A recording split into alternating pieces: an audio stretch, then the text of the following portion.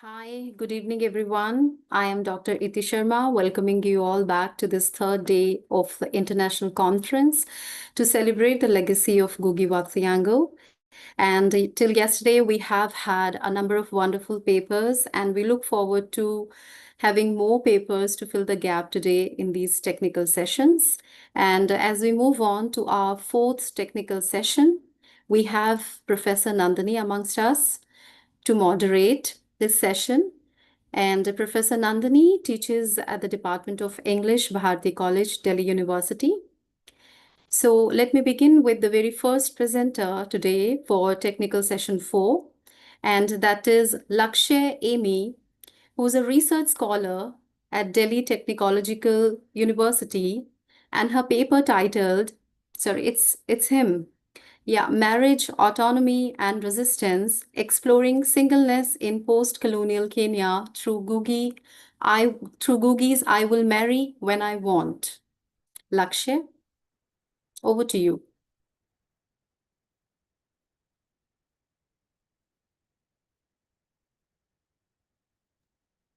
Lakshay, you will need to unmute yourself.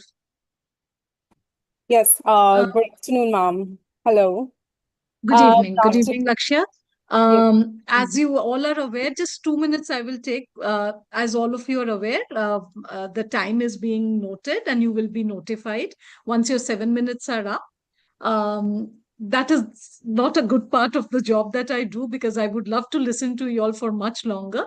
Anyways, that said, welcome all of you for the final day of our deliberations and celebration of Professor Ngũgĩ wa Thiong'o's life.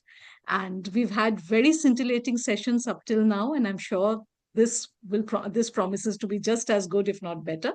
So, Lakshay, you go first, and just be mindful of the time, please. Yes, ma'am. Sure, I will. So, first of all, good afternoon, everyone. I, Lakshya, research scholar. I feel just privileged to be here today. It is my honor to have the opportunity to present my paper titled Marriage, Autonomy, and Resistance, Exploring Singleness in Post-Colonial Kenya through Ngũgĩ's I Will Marry When I Want as part of this esteemed conference. The intersection of marriage, autonomy, and resistance in post-colonial African literature reveals complex negotiations between tradition, modernity, and political liberation.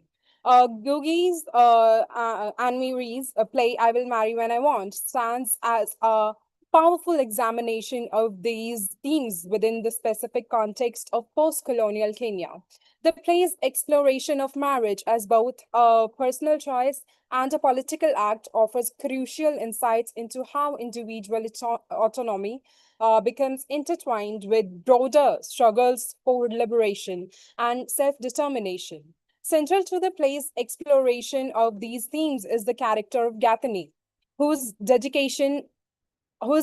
declaration, I will marry when I want. Nobody will force me into it. It becomes both the title of the work and a powerful statement of agency. Her assertion of matrimonial choice represents a radical departure from traditional expectations and serves as a metaphor for broader African aspirations for autonomy and self-determination in the post-colonial era. Marriage customs in Kenya, like many aspects of African social life, underwent significant transformation during the colonial period. Colonial authorities and Christian missionaries sought to regulate and modernize African marriage practices, often dismissing traditional customs as backward or heathen. This intervention created a tension between customary marriage practices and imposed Christian marriage ceremonies that persist in the post-colonial period. The historical analysis of women-to-women marriages in pre-colonial Kenya demonstrates how colonialism disrupted traditional forms of female agency and autonomy. These marriages, practiced by communities such as the Kikuyu or Kamba and Nandi, these allowed women to assume roles typically reserved for men. including owning property and establishing lineages. The colonial legal system's prohibition of such practices represents a form of cultural imperialism that sought to impose Western gender norms on African societies. So, Gattene emerges as a revolutionary figure within the play's narrative structure, embodying what Emmanuel Kilato describes as potentially aggressive, independent-minded characteristics that contrast sharply with traditional representations of African women as docile, unassertive, and who depends on others, especially men, for her welfare. Her character represents a significant departure from earlier portrayals of women in African literature, where female characters often occupied subordinate positions within patriarchal structures. The significance of Gathene's declaration extends beyond personal choice to encompass broader themes of self-determination and resistance.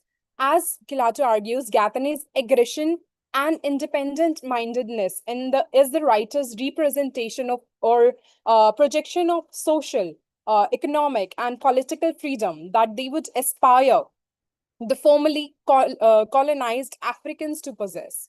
This interpretation positions her refusal to be forced into marriage as a metaphor for African nations' need to assert their autonomy against neo-colonial pressures.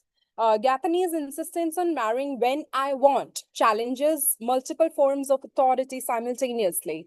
On the immediate level, she resists parental pressure and traditional expectations about women's roles and timing in marriage. Her parents and struggling with poverty, with her view her marriage as a solution to their economic difficulties, hoping to transfer the burden of her care to a husband, while also potentially gaining access to the wealth of Kyoyo family through their son, John Muhuni. However, Gathene's resistance operates on a deeper level as a critique of the commodification of women and marriage under both traditional patriarchy and modern capitalist structures. Her relationship with John Muhuni, who ultimately abandons her when she becomes pregnant, illustrates how women become vulnerable to exploitation when they lack genuine autonomy and choice. Pre-colonial African marriage systems varied significantly across different communities, but many women with greater agency and protection than colonial and post-colonial legal systems would later offer. Colonial intervention in these systems often reduced women's autonomy while imposing Western models of marriage that prioritize individual male authority over communal decision-making. The introduction of colonial marriage law and Christian wedding ceremonies disrupted traditional practices that had provided women with various forms of protection and agency. In the post-colonial period, marriage continues to serve as a site where broader political and economic struggles play out. The pressure on Kigunda and Wangechi to undergo a Christian marriage ceremony in I Will Marry When I Want illustrates how religious and cultural imperialism operates in the neo-colonial context. Gathene's parents' willingness to mortgage their land to afford a church wedding demonstrates how neo-colonial economic pressures force people into compromising their independence. This economic manipulation mirrors the broader pattern of African nations being forced into disadvantageous relationships with former colonial powers due to economic desperation. So, African feminist theory provides a crucial framework for understanding Gathene's resistance within its cultural and political context, unlike Western feminism, which often emphasizes individual liberation from traditional institutions. African feminism seeks to balance women's autonomy with community solidarity and cultural continuity. As Chidamodzi observes, African feminism. Lakshya, your 7 minutes are up. So Oh, start I'll just winding up, please. quickly conclude it all. So ultimately, I Will Marry When I Want demonstrate that the struggle for autonomy and resistance to oppression operates at multiple levels simultaneously: personal, social, economic, and political. So the character of Gathani embodies these interconnected struggles, making her story both specifically Kenyan and universally relevant to understanding how individuals navigate between personal desire and social constraint in the ongoing project of decolonization and liberation. Through its exploration of marriage autonomy and resistance, the play continues to offer valuable insights into the complex negotiations between tradition, modernity, individual agency, and collective action, and local specificity and universal human aspirations for freedom and dignity. Thank you so much, ma'am, for your time. Thank you so much. Thank you, Lakshya. Now we have a presenter with us for the second paper, and that is Dr. Neenu Kumar.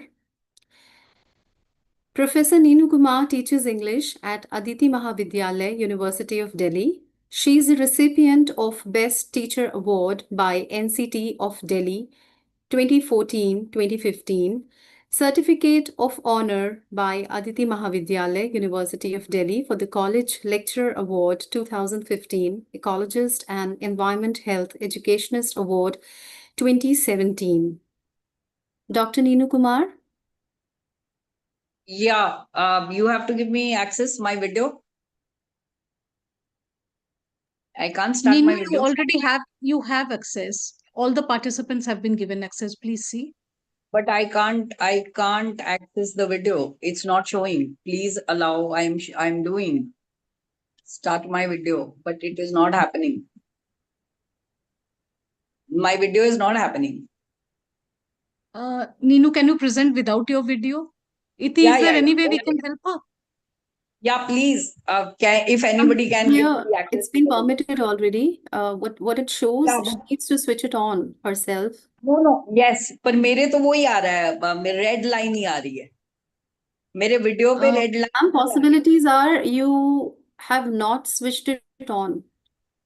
Yeah, No, I think no. one of our participants is saying that when you entered Zoom, you didn't give permission of the camera on your app. Should I do it without the video, Nandini? We are wasting time. Please. Yes, please, Okay. please. Okay. Ngũgĩ, one of Africa's most influential post-colonial writers, offers a nuanced and evolving representation of women through the lens of memory, both personal and collective, across his novels, plays, and critical essays. From his earliest works during the late colonial period to his later productions in indigenous languages and community-based theatre, Ngũgĩ consistently engages with the question of how memory functions in the post-colonial condition. Within this framework, women emerge not merely as secondary characters or symbolic mothers of the nation, but as essential conduits through which histories of colonialism, resistance, and cultural regeneration are transmitted, challenged, and reimagined. The way in which memory operates in Ngũgĩ's works is inextricably tied to the experiences of women, who often occupy the dual role of bearing the burdens of historical trauma while also sustaining the moral and cultural foundation of Kenyan society. Memory and maternal archetype. His literature positions memory as a site of post-colonial contestation and cultural reclamation. In Weep Not Child, River Between, women play central but often silent roles, functioning as embodiments of cultural continuity or moral endurance. The mothers serve as symbols of collective suffering and perseverance. Jerry in Weep Not Child does not dominate the narrative, but her quiet suffering and resilience are reflective of the larger historical wounds of the DQ community under the colonial rule. Her endurance speaks to a collective memory of loss and struggle, a memory that is felt rather than articulated, passed down through silence, gesture, and embodied care. The figure of the mother, silent, enduring, ever present, emerges not only as a nurturer, but as a living archive of historical trauma, emotional resilience, and cultural continuity. Jerry rarely occupies central stage in the plot, yet her presence is felt throughout as a stabilizing force in the family and symbolically in the nation. Her labor, both physical and emotional, goes largely unrecognized, yet it is through her that the family continues to function. This maternal endurance mirrors the broader endurance of the Kenyan people, particularly the women who remained at home during the Mau Mau rebellion, absorbing the consequences of violence and displacement. Women as keeper of cultural memory. In River Between, Muthani's desire to undergo traditional initiation rites against her Christian father's wishes becomes a striking metaphor for cultural resistance. Through Muthani, Ngũgĩ illustrates how the female body becomes a contested site of memory. Cultural traditions, religious conflicts, and political ideologies are inscribed upon and enacted through women's choices and suffering. She serves as a powerful symbol of memory. Her subsequent death following complications from the circumcision carries symbolic weight. She becomes a martyr-like figure remembered not only by her peers, but by the narrative itself, which elevates her defiance into an emblem of resistance. Gendered memory and resistance. In A Grain of Wheat, Mumbi is a pivotal character whose personal history becomes entangled with Kenya's political betrayal and moral compromise in the aftermath of independence. Mumbi is often perceived through the male gaze, especially by her husband, Gikonyo, and the nationalist Mugo. Nevertheless, she embodies the internal tensions of post-colonial memory. Her actions are both condemned and misunderstood, reflective of the larger silence surrounding women's roles in the independence struggle. Just a sec. Yeah. She becomes a figure through whom her name is particularly significant. It alludes to the mythical matriarch of Kikuyu people, Mumbi, who, along with her husband Gikuyu, is said to have founded the Gikuyu community. In invoking her name, Ngũgĩ establishes a symbolic parallel between the personal Mumbi and the mythical mother of the nation. This linguistic gesture anchors Mumbi within the foundational mythos of Kenyan nation, suggesting that women are not only biological mothers but also cultural and political progenitors. Gendered memory and women as again in Petals of Blood, Vanja is the keeper of cultural and embodied memory. Most arguably his most complex and controversial female character, she is a survivor of economic exploitation and sexual violence. Vanja's journey reflects the intersection of gender, class, and historical trauma. Through her, Ngũgĩ critiques the patriarchal and capitalist structures that continue to marginalize women in post-colonial Kenya. Vanja's body becomes both a repository of personal trauma and a battleground for national memory, implicating not only colonialism but also the failures of the post-independence elite. Her relationships with men, labor, with land, all are shaped by historical forces, but they also reveal the agency of a woman who navigates these forces on her own terms. Vanja's line, and I quote, "I only wanted to live," unquote, resonates as both a cry of despair and a declaration of survival. In her, we see how memory is not just something passively inherited, but actively born through the scars of trauma, the resilience of the body, and the will to resist. Importantly, Vanja's memory is not isolated. She becomes a figure through whom others remember the village, the men who failed her, and the community that is complicit in her suffering. She stands as a counter-narrative to the official histories told by the corrupt politicians and the independent capitalists. Language and memory and women's silences. In the play I Will Marry When I Want, Ngũgĩ marks a further development in his exploration of collective memory and women's roles within it. The play's community-based production allowed for a more participatory form of storytelling, where women characters such as Wangchi and Jezebel articulate communal grievances and challenge systems of oppression. Here, memory is not static, but performative. It is reenacted, shared, and contested within the public sphere. In many African societies, public sphere, the silencing of Gikyu, Kishwali, and other local languages can be read alongside the historical narrative and silencing of women.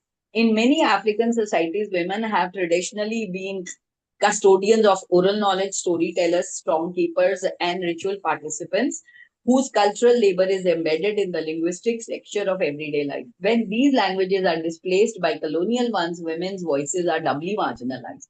First, by the colonial state, second, by the male dominated national discourse that often fail to recognize women's oral contributions as legitimate forms of historical memory. I will marry when I want can be seen not only as a political gesture but also as a potential act of gendered recovery. By returning to the language of the people, Ngũgĩ opens a space where women's voices traditionally mediated through oral forms might be reclaimed and reinserted into Professor the. Kumar, your 7 minutes are up. So can we hear the conclusion, please? On the last. Decolonizing the mind reinforces this emphasis on memory as a political tool rooted in language and cultural practice. By advocating for a return to African languages, Ngũgĩ seeks to recover indigenous epistemologies that have been suppressed by colonial rule. For women, this linguistic reclamation is particularly vital.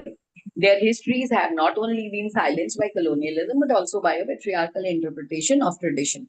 Writing in Gikyu, therefore, offers a space to recover not just a national memory, but a gendered role where women's voices are not mere echoes, but foundational narratives. And of course, I conclude memory as a gendered archive. I'm concluding. Ngũgĩ's representation of women through memory is ambivalent but evolving. While earlier works sometimes use women as symbolic vessels of national or cultural memory, his later writings, particularly in theatre and in his linguistic politics, suggest a growing recognition of women as agents of memory and transformation. Memory of Ngũgĩ's oeuvre is gendered terrain, where women are often its keepers, sometimes its casualties, but increasingly its authors. Thank you so much. And I'm sorry for the video glitch. Thank you. Thank you, Professor Kumar. Now I invite Dr. Kusumika Sarkar, who is an assistant professor at Aligarh Muslim University. Her paper is titled From Barren Wombs to Moral Mothers, Institutional Motherhood and Female Agency in Select Short Stories of Ngũgĩ wa Thiong'o. Thanks a lot, Iti ma'am, and good evening, everybody.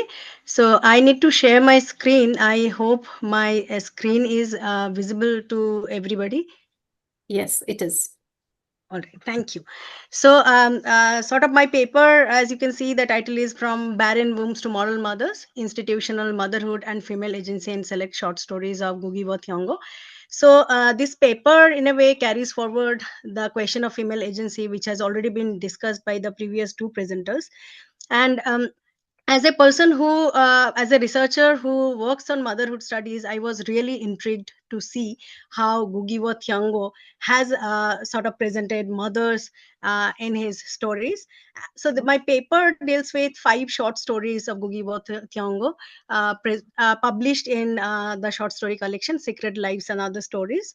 So this paper basically explores how Ngũgĩ's portrayals of women, especially mothers, are shaped by intersecting forces of culture, patriarchy, and colonial morality, and how these stories both challenge and reinforce institutional ideals of motherhood. And I have used Adrian Rich's distinction between motherhood as institution, which is again the patriarchal control of women's role as mothers, and also mothering as experience which values women's lived realities. I've also drawn on feminist theories like Sarah Rudick, Andrea Worley, Pamela Cutley Hall to critique how motherhood is idealized and also instrumentalized in Ngũgĩ's stories. So the first story that I'll be discussing is Mugumo. And in Mugumo, the protagonist is Mokami, And Mukami initially rejects the violent masculinity embodied by her husband, and she seeks liberation in isolation. Her walk into the forest alone, leaving everybody behind, represents not only a rejection of domestic abuse, but also of a normative order that collapses womanhood into marital and maternal roles. However, this rebellion is undercut by her encounter with the ancestral mother figure, Mambi, under the sacred Mugumo tree. And Mambi declares in front of her, I quote, I am the mother of a nation, unquote. And this statement functions as a symbolic reinstatement of institutional motherhood, which is sanctified by myth and tradition.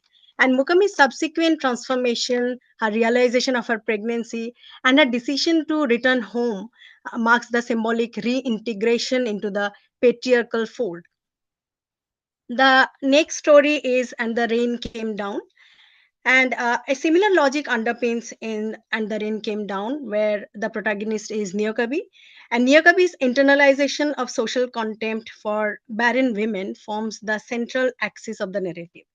Her horror at the, I quote again from this line is from the story, 2 or 3 ashy threads of hair, unquote, is not mere vanity, but symbolic of a deeper social erasure. She's not only aging, but she's aging without fulfilling the only role her commodity truly values in a woman, and that is motherhood. Her decision to avoid the mirror represents a retreat from the self, now defined exclusively by lack because she is a thata, or she's a barren woman. Her self worth crumbles under what Sarah Rudy calls the gaze of others. She internalizes society's contempt, seeing herself as lacking and also even monstrous at times. Yet her redemption comes through a maternal act, saving another's child, which aligns with Pamela Courtney Hall's critique of essentialist caregiving, where women are only valued when they serve others, even if not biologically related. The next story is Gone with the Drought, and this story is about a mother figure, Wanjiku, and the story presents her suffering through famine and she goes through the famine as a heroic, self-sacrificing figure. In Gone with the Drought, Gugi draws a poignant contrast between the material devastation caused by environmental calamity and also the psychological weight of maternal responsibility. The protagonist, Wanjiku, a mother suffering through drought and starvation, is portrayed as a figure of ultimate sacrifice. She is self effacing, nurturing, yet moral. Andrea Vorelli's theorization of moral motherhood is rooted in this expectation that women naturally sacrifice themselves for their children. And this is perfectly embodied in Wanjiku, whose identity dissolves into the collective need. The narrative idealizes her struggle and positions her as a savior figure. She starves so her children may eat, and even her thoughts are consumed with their welfare. And finally, when she could not save her children, she decides to starve to death. The story participates in a conservative gender ideology that Anne Daly and Elizabeth Badinter describe as modern myths of the good mother, the woman who finds fulfillment in self denial and whose identity is completed in domestic martyrdom. Her suffering is sanctified, and the narrative idealizes her maternal endurance. So, Wanjiku is praised for her silence and sacrifice and for her domestic martyrdom, but this leaves no space for her desire or for her agency. The next story is The Martyr. Here, the protagonist, Mrs. Hill, is elevated to a moral and spiritual icon, but at the cost of individuality. The protagonist, Mrs. Hill, represents the colonial matriarch who uses motherhood as a moral shield. She views her relationship with the natives through a maternalistic lens, believing her civilizing mission justifies her control over them. Joroge, her houseboy, initially despises her for dispossessing his family, but is ultimately swayed by her identity as a mother. This moment is very critical. Even in resistance, motherhood emerges as a sanctified institution that demands reverence. Joroge's moral dilemma reveals how deeply embedded maternal ideology is in social consciousness. His death at the hands of Mrs. Hill underscores the tragic irony. Gugi here critiques the racist paternalism of empire, yet he still centers motherhood as a morally untouchable identity. Sorry, she becomes a symbol, not a person. Her caregiving is saintly, but also dehumanizing. The last story is A Meeting in the Dark, and the story presents a contrast.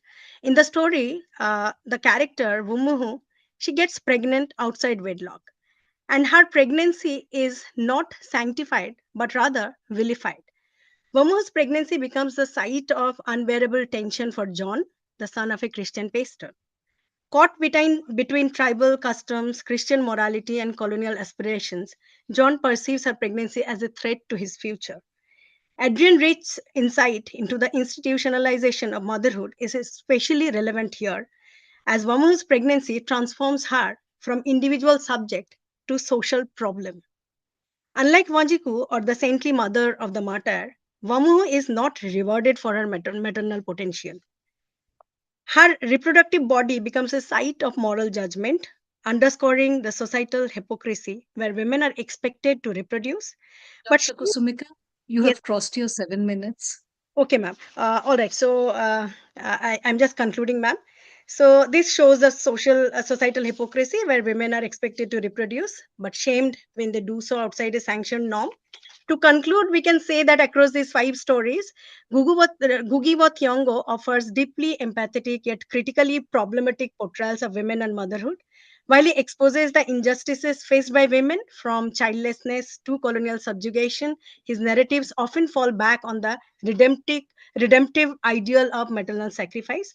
So, motherhood in his fiction is not a fluid experience, but a fixed institution embedded within moral expectations and cultural scripts. Thanks a lot. Thanks a lot. Thank you. Thank you, Dr. Kusumika Sarkar. Now, may I invite Mr. Unes Bezum Kalathil, who's a section head, Department of English, Darul Huda Islamic University, West Bengal campus. And his paper is titled From Kamarithu to Kerala, Community Theatre as Resistance.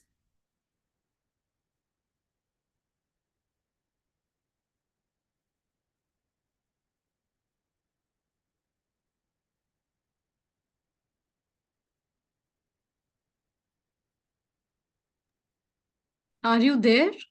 Is this person here in the meeting? Looking for it. Doesn't seem so. Shall we move to the next person in Yeah. which case? Oh, he's there. I think I can hear a voice.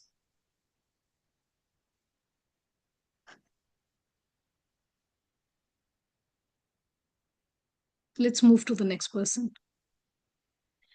All right, so the next presenter that we have, that's Ms. Sapna Gupta, who's a research scholar at University of Delhi, and her paper is titled The Feminist Themes in Ngũgĩ's Work, Rewriting Women.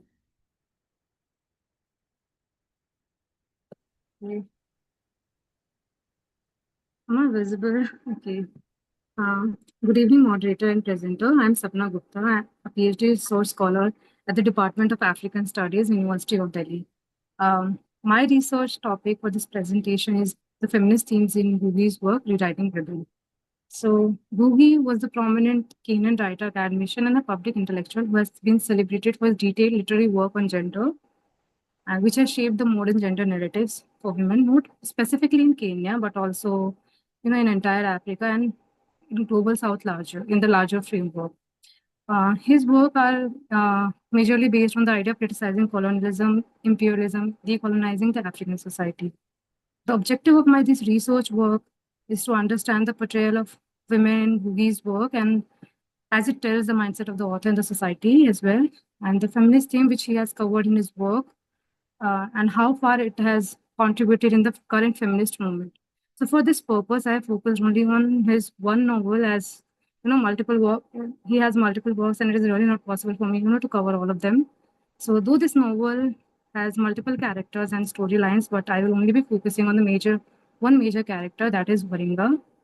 And the story basically revolves around her journey, her struggle. So Waringa, as a revolutionary female, was subject to, whose journey from victimhood to self-reliance marks a decisive departure from his earlier women figures. She embodies, intersectional opposition to neo-colonial capitalism and patriarchy. Waringa's life has fallen apart, at the start of the book due to the combined effects of economic exploitations and gender persecution. She was once a very bright student, but later she was, uh, wooed by a rich old man when she was just a teenager, who impregnated her. And then, because of that pressure, she has to give up her schooling and all. And she worked in Nairobi after, but in Nairobi, even she has to like leave her job because, the owner was somewhere who was like focusing on her in a very wrongful way. She just when she was like has moved to city, she has like faced dehumanizing effects of dehumanizing realities of the city life.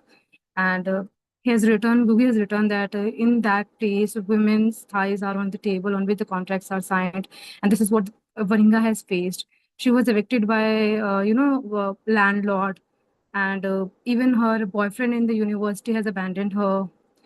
uh, she then moved to another city, and where she has like faced another post-colonial reality of the world. But here she she met few peoples. There are multiple characters. Wangri, she was a Mao in the Mao revolution. She played a very huge role, but however, because of that thing which was surrounding her, she faced humiliations from the society, sexual exploitation. But the way she has like lived up her life, that has inspired Varinga the most. um, there was a festival which has happened during her when she was residing in that city, Devil's Feast, where she when this was a public contest kind of thing where 7 cleverest thieves of the nation were being called. And that meeting, that feast was something which has become a turning point in her life, because where here the academician, business people, politicians were being asked to come, and they have brag about themselves, about their land grabbing, corruption, mistreatment of women and labor. And these are the things which were being exaggerated and celebrated by these people. This was something which was very much a kind of a shock for her. That was an awakening event for her. So she realizes that her personal traumas are a result of a systematic socio-economic exploitation of a systematic socio-economic system. And this socio-economic system is something which is commodifying the women, alienating the workers, and maintaining the inequality in a very systematic way. So following that feast, Varinga has made decision. She has trained herself in judo and karate in order to protect herself physically. And also she has joined a course, Polytechnic, in mechanical engineering. And this is the field which is even today, is being highly dominated by men. So there is also one thing which has happened with her. There is a term of Franz Fanon, lactification. Lactification means that you are adopting, the colonial method of, method of making yourself out, in a sense that, you are trying to brightening up your skin in order to, get assimilated with the white people. And you are trying to adopt their culture and all. So this is what something which Varinga was also doing it. Varinga has stopped doing that just after, that feast and all. She has stopped skin whitening, hair straightening treatments in order, and, the kind of a rejection, she has given to those beauty standards was something which was, even today has to be celebrated by us.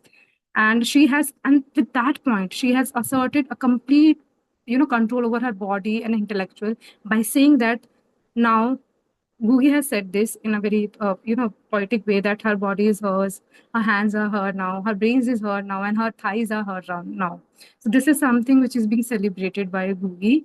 The journey from, joining a Polytechnic institute, safeguarding herself by learning judo karate, and also, not internalizing the, Western beauty standards. So her resistance, something which is something, being celebrated in this novel. Now, what the objective which I discussed in the beginning of my presentation. So the first objective which I was saying, the first, the thing which I learned out of it, that in Ngũgĩ's work, he has rightly focused on the society of the post-colonial Africa. Ngũgĩ, through his work, has rightfully highlighted the subjugation of African culture, how it is being done by the Western imperial powers since after independence. He rightly mentions that how the ruling African elites have adopted the exploitative way of their colonizers. Even after independence, these people were not feeling independent enough to make their choices. He has used the Marxist analysis, in order to make us think about it. the Marxist analysis is being, rightfully used by him. Along with that, the twin horror of colonialism and capitalism. It is also something which is, he has rightfully highlighted, and also the cultural colonialism. Along with that, this novel was written not in English, so it was a gendered act in the sense because I have read many people, Dinesh somewhere, Dubey has highlighted that this is a gender act of writing this novel not in English, because reclaiming indigenous language, he not only resisting the colonial dominance but also has brought oral traditions where women had played a major historical role as singers, storyteller, and keepers of cultural memories. So his cultural nationalism has supported the idea of women's voice, which must be heard in literature and political discourse as well. And as Waringa was the center of all the narratives, he kept, and because if you read all of his novels, in all those novels, what has happened that women were at the periphery. But in this novel, Sapna, please conclude now. Ma'am, I'm almost concluding it. Yes. So as I talked about the second objective, my second objective is that how it has contributed in the current feminist movement. So the idea of intersectionality of class, gender, and colonialism and capitalism. This intersectionality is something which has been highlighted which was being highlighted in Ngũgĩ's work, and this has somewhere clear that the oppression of women is multi-layered, and if you want to emancipate women, uplift women, that multi-layer study has to be done. And this was being highlighted by Ngũgĩ in his Devils on the Cross in a very well and structured way. So even the current feminist narratives around Black, Indigenous, or Global South women leadership drawn the same logic. Liberation and empowerment of women has to be simultaneous and across the race, class, gender, and colonial histories. So this is about my work. And even if I want to give any suggestion or recommendation to this work, of course, my recommendation says that, whatever work he has done has to be, taken care by us. The ideas he has represented about the women has to be taken care by, keep in the mind by us and the scholars and the political, people. So yeah, women are somewhere able to do anything, and that should not be neglected. So thank you so much. Thank you, Ms. Gupta. Now we move on to the next paper, which is by Ms. Mrinal Pant, who's a research scholar at University of Lucknow. Her paper is titled Thiong'o's Political Theatre and Activism, an enduring marker of his unrelenting reclamation of performance space.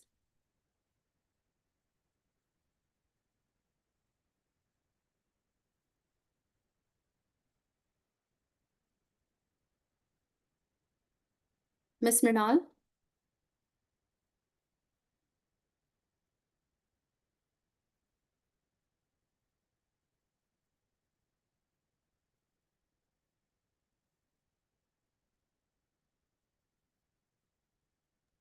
Mrinal, are you there?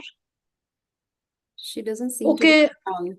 Okay, this Shubhankar Jana seems very desperate, but Shubhankar, where were you when you were slotted?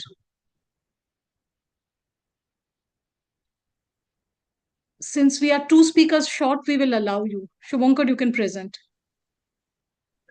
Myself, Thiong'o Jana. I'm actually, there was a mail which tells that I have been scheduled on 4th August. It's That is okay. why I did Don't not- get into all that. Please start with your presentation right away. Okay, thank you, ma'am. Let me share the screen.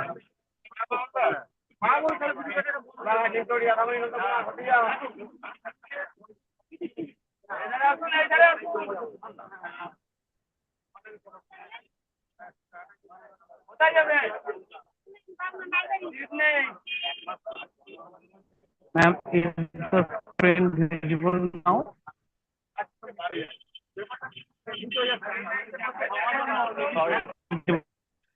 We can't see your presentation. We can see other stuff. Ma'am, the screen visible now? Yes. Yeah. The title of my topic is Decolonizing the Mind and Soil, a Fanonian reading of Ngũgĩ Thiong'o's one famous novel, that is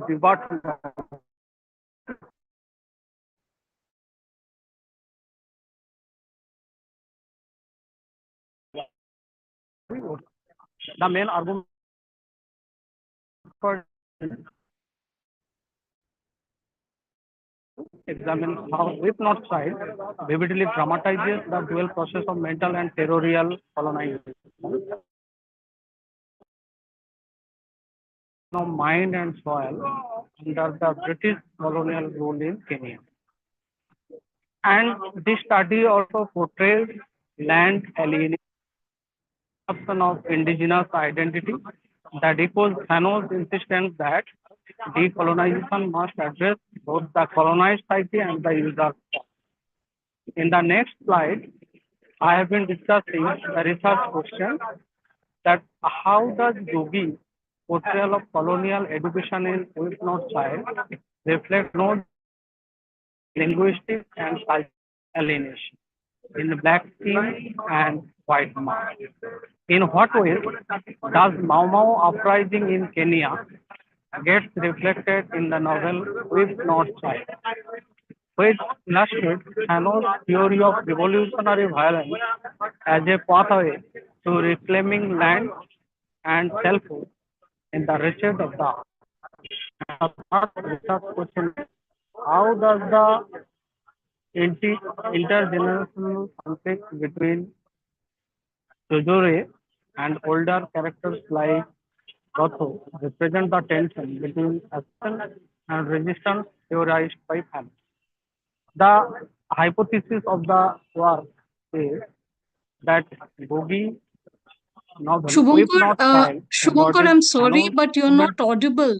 Shubhankar, you're not audible. I can't make out anything that you're saying. Ma'am, am I audible now?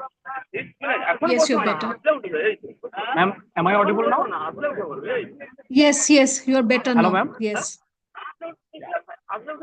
Ngũgĩ's novel, If Not Child, embodies Thiong'o's argument that true decolonization must address both the psychological subjugation of the colonized mind and the material reclamation of the ancestral land. A question of the relation of the Kenyan with their land is always a question of their existence. And even the armed movement, like the Mau Mau rebellion that started in 1952 and ended in 1960 of the African people, especially the Kenyan people, were also directed towards reclaiming of their land usurped by the colonial British. Thiong'o, one of the contemporary theorists, also argued it has been a struggle for the liberation of the mind and the reclamation of the country. Ngũgĩ's novel, If Not Child, the first African novel written in English by a Kenyan writer, explores how British colonialism uprooted indigenous identities and dispossessed communities of both land and self. In the theoretical work, Black Teen, White Mask, Thiong'o dissects how language becomes an instrument of colonial power, alternating the colonized subject from their native culture and the novel's protagonist, Joroge, represents this internal contradiction. He seeks education in the British language, believing it will one day elevate him and his family. Yet this very assimilation strangles him from the realities of abolition faced by his community. Thiong'o's notion of the epidermulation of inferiority explains how the colonial education system implants a sense of inadequacy in the colonized psyche, making them complicit in their own subjugation. Ngũgĩ's narrative deftly exposes this, showing how colonial schooling becomes both a promise of progress specification. And another theoretical work, The Wretched of the Earth by Thiong'o, shifts the discourse from psychological alienation to revolutionary practice. Thiong'o argues in The Wretched of the Hour that true decolonization demands the reclamation of land through armed struggle. For land is the locus of both material survival and cultural identity. In the novel, Weep Not Child, the land usurped by the the land usurped by the British colonizers and the hero's community symbolizes a wide depth of dignity and autonomy. And the Mau Mau rebellion, demonetized in colonial historiography, emerges in Ngũgĩ's novel as an expression of Thiong'o's vision of violence as a cleansing force, a means of restoring both the soul and the mind. In my final slide, I will draw the relevance of the topic. Thiong'o's theory and historical memory of the Mau Mau, or everything will converge to remind us that colonialism is not merely a system of stolen territory, but a system that colonizes memory, language, and identity. In the words of Thiong'o, man finds his freedom in and through violence. And this present novel, If Not Child, thus endures as an artistic testament to this struggle, an early blueprint for the Fanonian principle that freedom must begin with the mind and end with the heart. Thank you for your patient watching. Thank you. Thank you, These are Mr. some of the Pankaj. references. Thank you. Now let's move on to the last paper of this session. That is by Ms. Kibria Nasir, who is a scholar at University of Birmingham. Our paper is titled Decolonizing the Bard, Ngũgĩ wa Thiong'o and the Vernacular Afterlife of Shakespeare in India. Good evening, everyone. Can I share my screen for the presentation? Yes, you can. Or would you like me to share it for you? Whatever works. I'm okay with anything.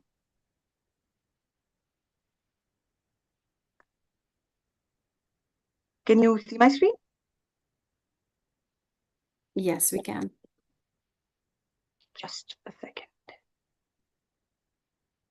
All right.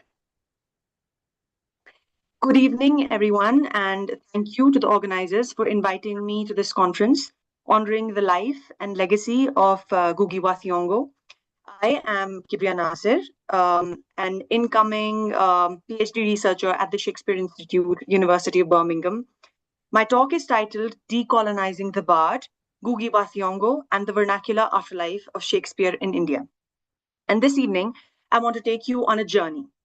What happens when Shakespeare, a global colonial icon, speaks not in English, but in the rhythms of India's many vernaculars? And how do these adaptations resonate with Ngũgĩ's urgent call to reclaim language from colonial domination? And together, we will explore how both projects embody potent stages of cultural resistance, creative renewal, and the ongoing struggle for identity in post-colonial contexts. And by tracing these connections, we glimpse how colonial legacies are neither simply accepted nor fully rejected, but transformed in dynamic and imaginative ways across continents. So let's begin with Ngũgĩ wa Thiong'o's introduction and how he thought of language as a resistance. So we know who he is. The whole conference is about him. He's a Kenyan novelist, a playwright, a towering post-colonial theorist, profoundly transformed the politics of language in literature and culture. Early in his career, he wrote in English, as many colonized intellectuals did, to reach a broad audience, to speak back to colonial powers. But like the previous speaker said, following his imprisonment in 1977, triggered by his play I Will Marry You When I Want, which was considered politically subversive, he made a radical, defining choice to write solely in Ngĩkũ, his native tongue. And this was no mere linguistic preference. Ngũgĩ argued that in his seminetical work, Decolonizing the Mind, that language is not just communication. It's a carrier of culture, identity, and power. To persist in colonial languages, English, French, and others, is to sustain the very structures that enabled colonial domination. And his decision to reject English in favor of Ngĩkũ was thus a defined assertion of cultural sovereignty, a form of political resistance, and a powerful act of reclaiming identity through language. So imagine language as a battlefield, where ideas of selfhood, community, and sovereignty are fought for, and where choosing a language becomes inseparable from choosing a political position. Now turning to India. Shakespeare's works entered Indian culture life during the colonial rule, initially performed mostly in British and Anglophone elites. Soon translations appeared into Hindi, Urdu, Bengali, Tamil, Malayalam, and other languages. Yet these early translations were often faithful to the English originals, reinforcing Shakespeare's dominance as a canon without significantly challenging it. But the true turning point came with adaptation. Rather than mere translation, Indian theatre artists began reimagining Shakespeare's stories through indigenous dramatic forms like Kathakali in Kerala, Jatra in Bengal, Parsi theatre in the Western India, and Yakshagana in southern Karnataka, to name a few. These diverse traditions, they didn't just change language, they transformed the very modes of storytelling, infusing Shakespeare with infusing Shakespeare into ongoing conversations about identity, resistance, and cultural self-assertion. They do not simply Indianize Shakespeare, they recharged him, turning a once colonial icon into a vibrant platform for articulating local values and negotiating colonial and post-colonial power dynamics. And this brings me to the heart of my paper. Indian vernacular Shakespeare adaptations and Ngũgĩ wa Thiong'o's linguistic decolonialization, they emerged independently, each shaped by their distinct colonial and post-colonial histories. But they share a profound and illuminating parallel. Indian theatre's creative remaking of Shakespeare and Ngũgĩ's call to embrace indigenous languages are two sides of the same coin, efforts to wrest agency and cultural sovereignty from colonial legacies. Ngũgĩ's theoretical insights allow us to see these adaptations not merely as artistic reinterpretations, but as acts of cultural resistance and profound reclamation. Both projects illuminate how post-colonial societies actively rework and transform inherited colonial forms into spaces of creativity, empowerment, and identity formation. Importantly, these parallel strategies reveal a universal post-colonial challenge: to find voices that speak back, not in the language of the colonizer, but in the languages and performance traditions of the self.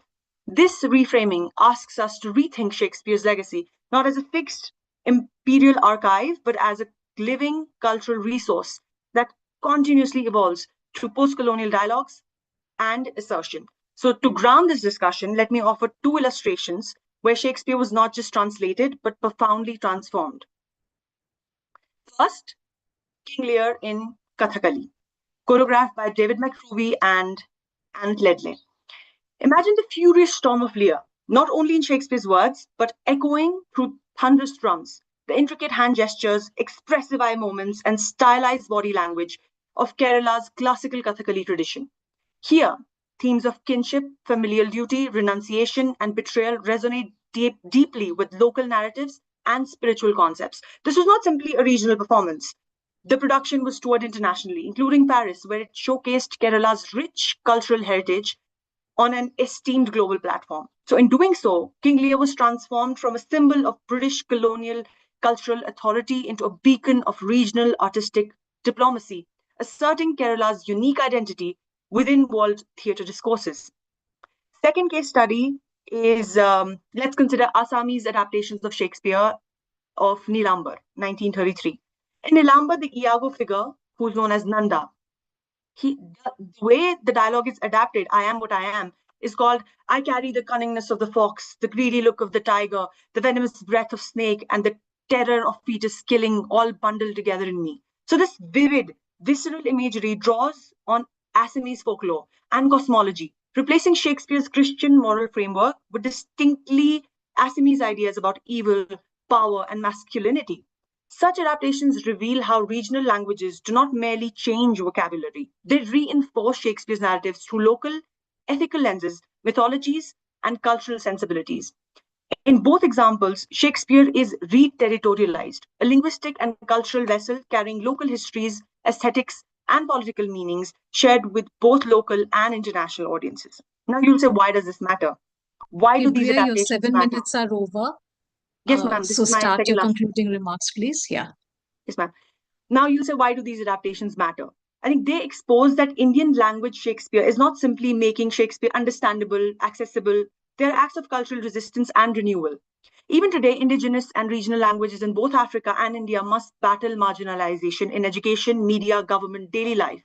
So Gigu's legacy helps us frame these acts as a part of a broader global struggle against cultural erasure. And language and its adaptation through art are radical tools for reclaiming identity. Moreover, these adaptations open new ways of engaging with Shakespeare, not as a fixed colonial movement, but as a dynamic and evolving archive, an archive that post-colonial societies rewrite and repurpose in their own image, continually crafting fresh meanings. So I'll just to conclude, Indian Shakespeare adaptations and Ngũgĩ wa Thiong'o's decolonial interventions are parts of global conversation, a shared, persistent struggle to reclaim language, identity, cultural memory, and creativity from colonial legacies. Like Ngũgĩ wrote, the choice of language and the use of language is central to people's definition of themselves in relation to the surrounding world. So by reworking Shakespeare into diverse Indian languages and performance traditions, Indian artists have kept cultural memory vibrant, transforming a colonial inheritance not by rejection alone, but through imagination, rebellion, and profound creative innovation.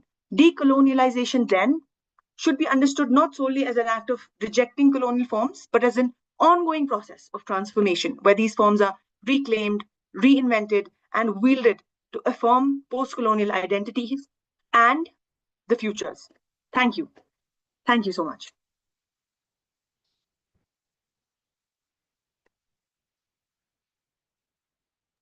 Yeah. Thank you, Ms. Nasir. Now I would like to invite Professor Nandini again to sum up the session and invite the question answer session and also if any addition. Thank you so much, Dr. Sharma. I must say this has been an absolutely scintillating session. We talked about motherhood and gender issues for the longest period, and then we had two papers which were slightly different. So Lakshya Amy's paper, which talks about marriage and autonomy, and she's discussing I will marry when I want. And she tells us that... Excuse me, ma'am. I'm sorry. Yes, so nice. Yeah, it was actually, I joined a little late and my presentation was scheduled on this session, sorry. Yes, we kept announcing for you, but you were not there. So are you ready to present now? Yeah, sure. I'm ready to present. Yes. We will just have a bit of a time issue. Okay, get started.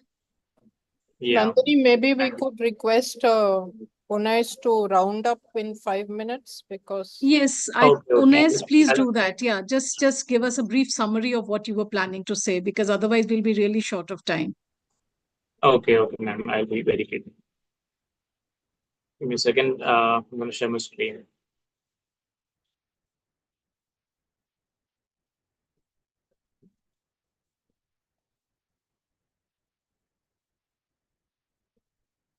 Okay.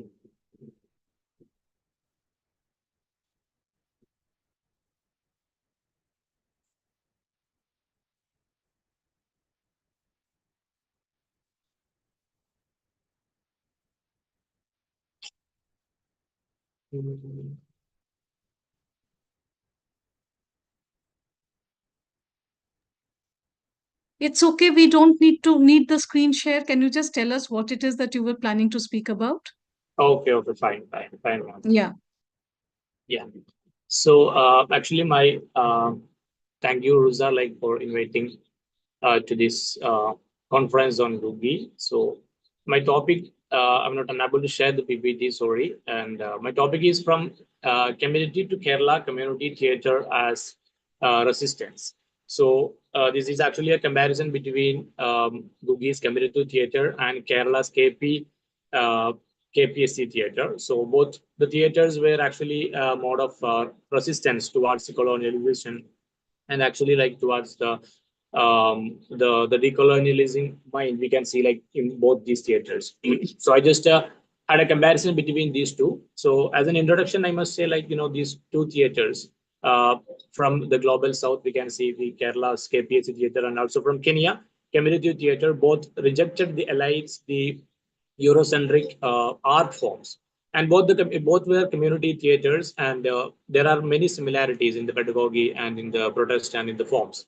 So talking about the community theater, which was started from 1976 and it ran up to 1982, it was actually a center of Ngũgĩ wa Thiong'o's decolonializing mind, and because it's brought Kenyan theater back to its traditional roots, and it helped people tell their own stories in their own language, which supported Ngũgĩ's goal of freeing African literature from colonial influence.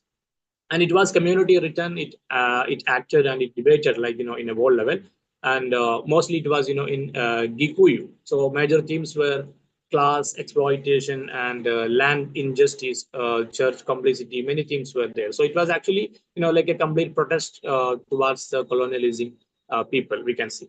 And similarly, KPAC theater from Kerala, which was started around 1950s and 1970s. So we can see this theater was also it formed amidst the peasant and communist movements in Kerala. And it was a landmark.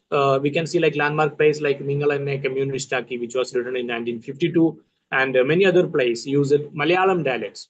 So similarly, Ngũgĩ was using the Gyuku, and here it was using the Malayalam dialects and folk forms to communicate with the people, to the public.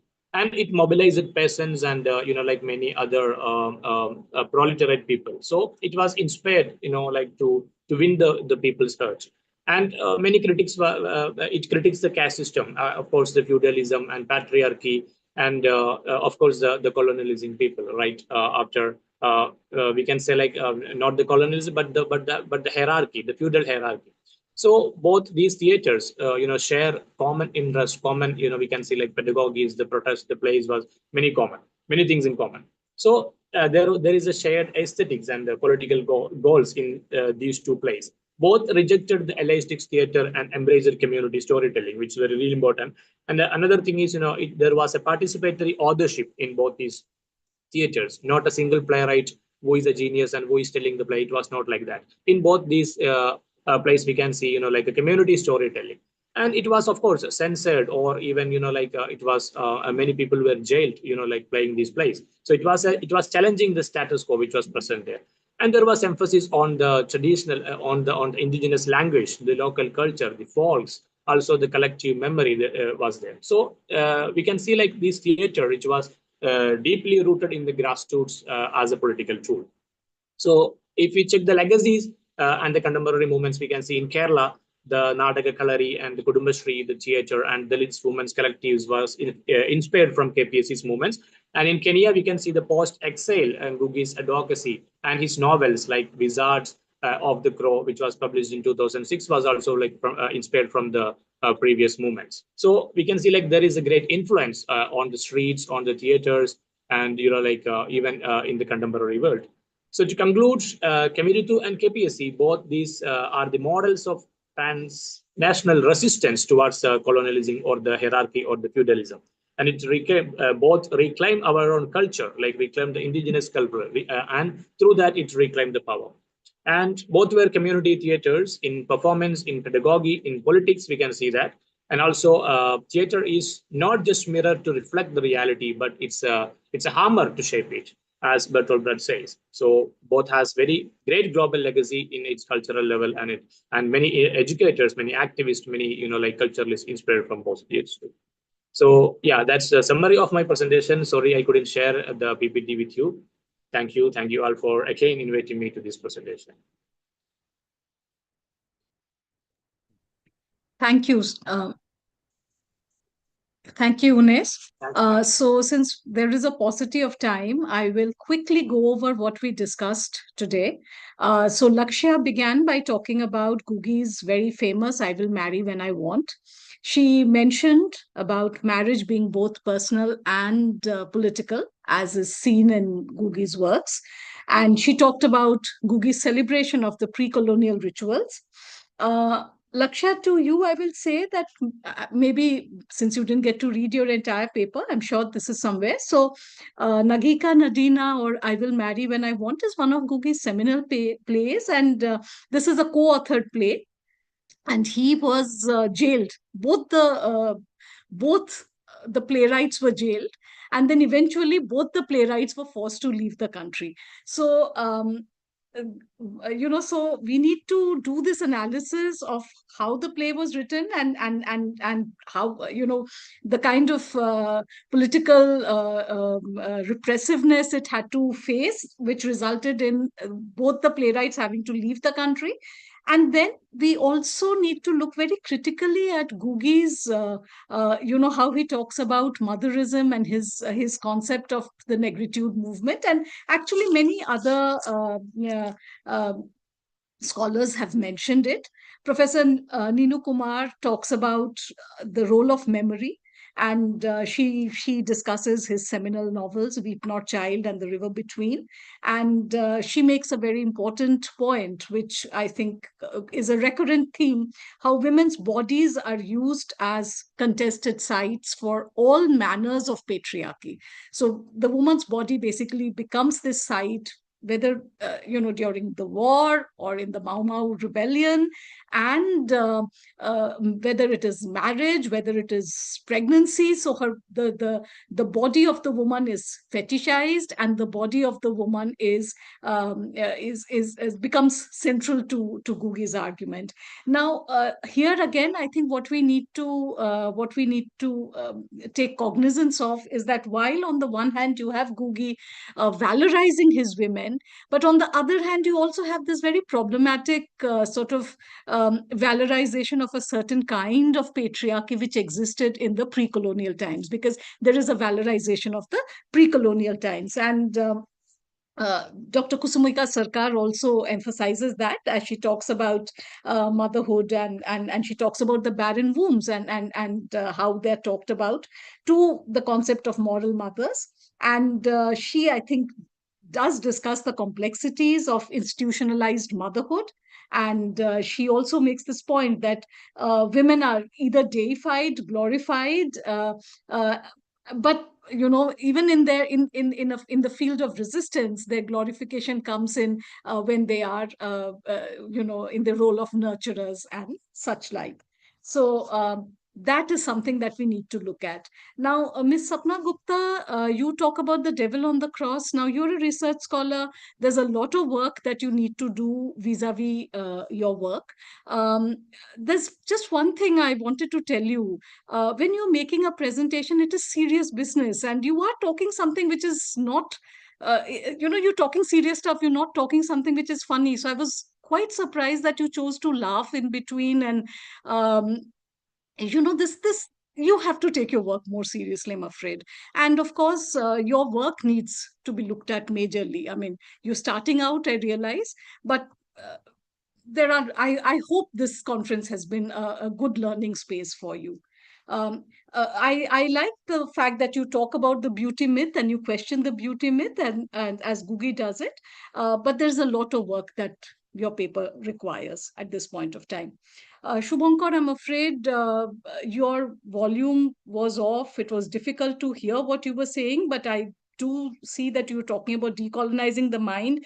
You're talking about Fanon, and you emphasize areas where Ngũgĩ is using Fanon to question colonialism, and the points that he makes thereof. Kibria's and Unais's papers are kind of linked. Kibria, I was very, it amused me, and I was actually trying to think how Ngũgĩ would react if he saw that at any point of time he was being compared to Shakespeare. But I'm glad you do this, and I'm sure this can turn out to be a great book. You talk about the various Shakespeare adaptations. I'm sure you would also relate them to the various dramatic forms that Ngũgĩ used, and bring about that comparison. I think the paucity of time didn't allow you to tell us many things, which I think your complete paper will eventually. So it's a great area of work, and Unais carries these forward when he talks about the revolutionary theatre in Kerala and the Malayali theatre, and Ngũgĩ who wrote in Gikiu and the kind of theater that he talked about, and against land grabbing in favor of peasants, the Marxist ideology. These were the commonalities that he was drawing. So excellent papers, everyone, and great thoughts. And we are looking forward to also receiving them as completed papers. So I open it. I open the paper to for questions, discussions. You all can unmute yourself, and ask questions. Ma'am, if I may. Yes, sure. Yes, ma'am. Thank you so much for your feedback. It's always a learning experience. But when the idea of talking about Shakespeare and Ngũgĩ together came out, I was expecting a question, a very great critical question, like, is Shakespeare not promoting a colonial legacy? When we talk about his adaptation, rather than resisting it. And you were right. If I had more time, I would have compared. That will eventually happen in my paper. But I just think, like, the way Ngũgĩ himself argued about language, that it's not the source itself, but how it's reshaped and reimagined, that matters.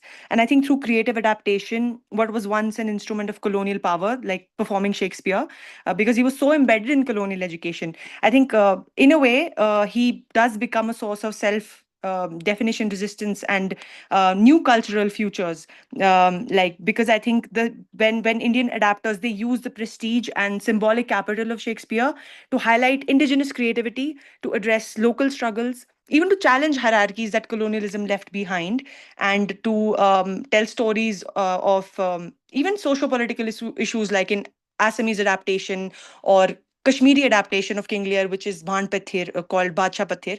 I think they all kind of, that's where I wanted to draw the parallel between them. But you're very right. If Ngũgĩ knew that he was being compared to such a colonial icon, I think he would be very surprised.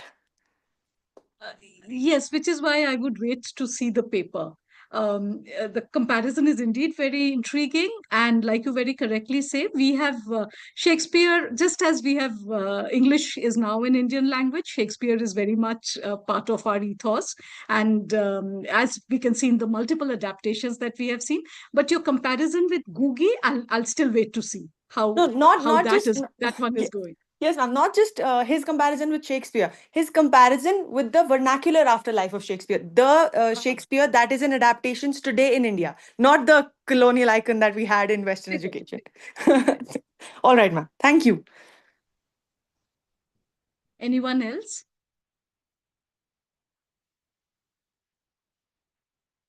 Any other question, remarks?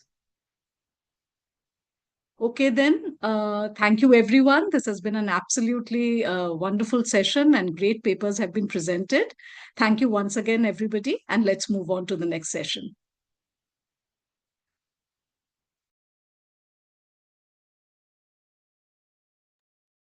Thank you, Dr. Nandini. I request Ms. Reema to please take over. And thank you, Dr. Sharma.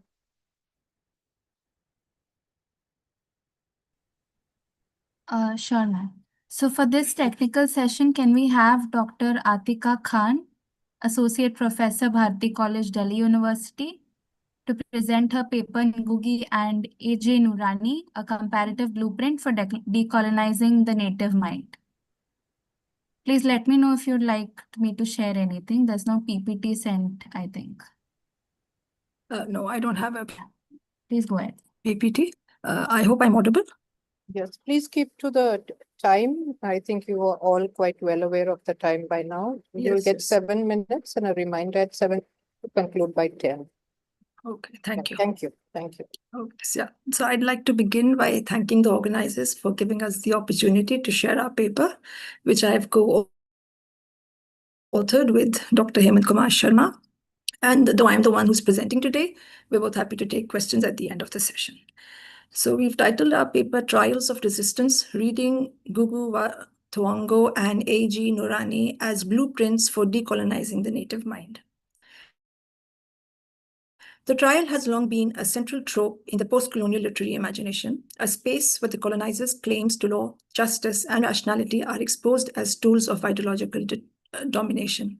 This paper presents a comparative study of Ngũgĩ Thiong'o's and Mercy Gite Mugo's seminal play, The Trial of Didan Kamati, published in 1976, and A.G. Noorani's archival work, The Trial of Bhagat Singh, which was published in 2005, arguing that both texts function as powerful critiques of colonial legality and cultural subjugation.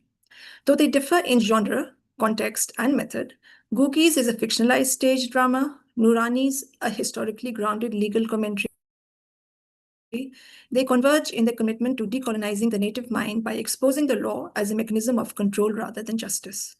Both authors demonstrate that the courtroom, far from being neutral site of reason, is in fact a colonial theater of injustice where revolutionary voices are delegitimized and silenced. The structure of a colonial trial operates on a paradox.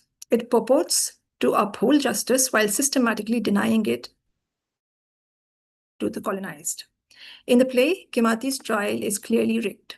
Seen as a key leader of the Mau Mau uprising, his guilt is predetermined. Ngũgĩ shows how the trial is not a forum for justice, but a symbolic performance meant to reaffirm colonial authority. When Judge Shaw Henderson claims to act in the name of democracy and civilization, Kemati's scornful reply is, and I quote, "Already sentenced, am I? How is that for even-handed British justice?" Close quotes. Lays bare the hypocrisy of the system which criminalizes resistance. Similarly, Noorani's historical account reveals how Bhagat Singh's trial was procedurally flawed and politically motivated. Singh was not simply executed for violence, he was silenced for his threatening ideological defiance. Language is central to both texts. Ngũgĩ, in Decolonizing the Mind, writes that, and I quote, "Language was the most important vehicle through which power fascinated and held the oppressed," close quotes. In The Trial of Didan Kamati, English is the language of the oppressor, a language designed to distort, confuse, and to maintain power. Kemati's refusal to answer in court, his defiance through silence, and his passionate soliloquies in his mother tongue reclaim linguistic agency. His speech, delivered in poetic, impassioned tones, stands in stark contrast to the cold legalese of the colonizer. Noorani similarly highlights how Bhagat Singh's writings and courtroom statements, many in Hindi and Urdu, were systematically censored and mistranslated to reduce their ideological impact. Singh's voice is powerful not just because of what he says, but because of the registers he uses, which assert his revolutionary, humanist, and anti-communalist stand. What is also notable in the presence of the native is the presence of native collaborators in both trials. In Ngũgĩ's play, a particularly biting satire is reserved for African officials who legitimize the colonial project. Characters like the Indian businessman, the African clerk, the psychopanatic lawyer, all represent the assimilated elite who gain from a buyer and sell out their own people. Kemati calls them Judases, invoking the most infamous traitor in Western canon. Noorani's historical narrative points to similar figures, Rai Bahadurs, public prosecutors, and magistrates who were Indians enforcing British laws against Indian revolutionaries. These collaborators are often the most visible enforcers of colonial injustice, revealing how power is not only external, but also internalized. The metaphor of the courtroom as a theater of colonial power resonates deeply with Michel Foucault's notion of disciplinary institutions. In Discipline and Punish, Foucault writes, and I quote, "Power produces reality."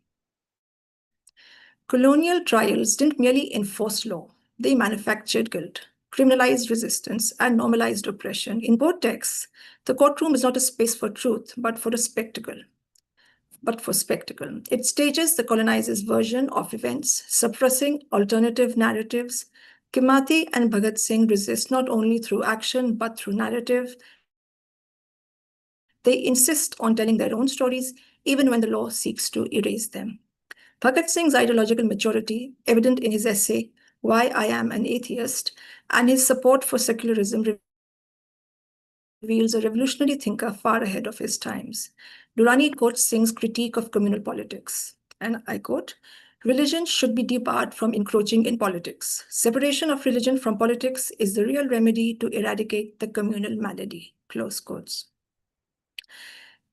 Ngũgĩ's Kimathi voices a similar concern, lamenting how the enemy, quote unquote, makes us thirst to kill one another by exploiting divisions of ethnicity, class, and gender. Both authors identify that decolonizing the mind must begin with unity and an awareness of the colonizer's divide and rule tactics. The refusal of the protagonists to participate in their trials is itself a radical act.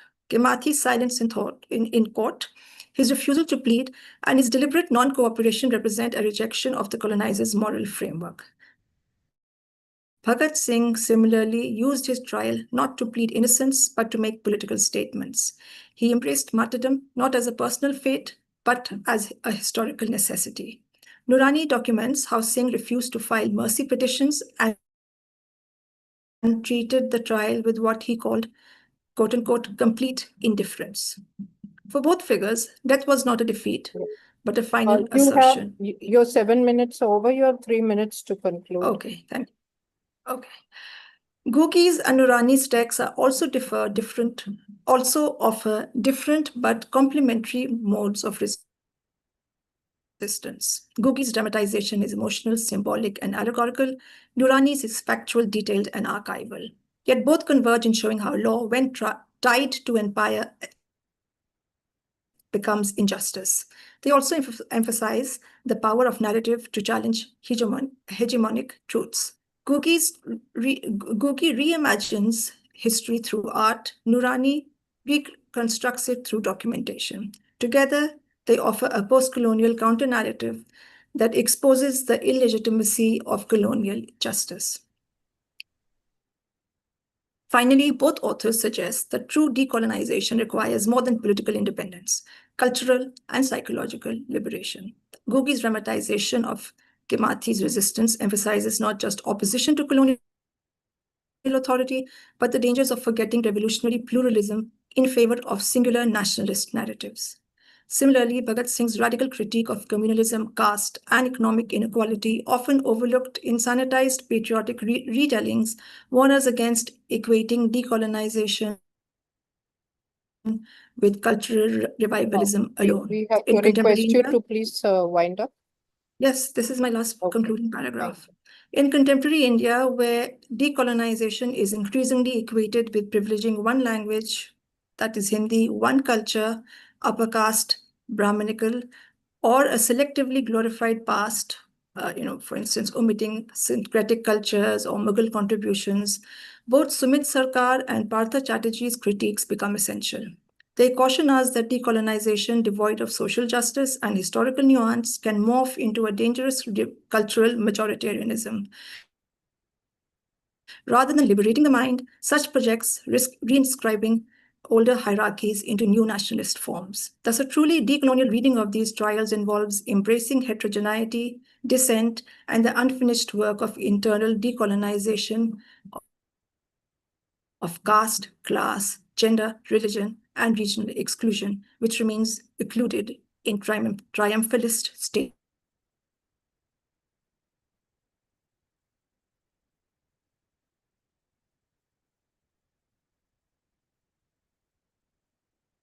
narratives. These plays and historical resist its afterlife. Thank you. Thank you very much. We now move on to the next presenter, who is Sharmain Ajmal, research scholar, Aligarh Muslim University.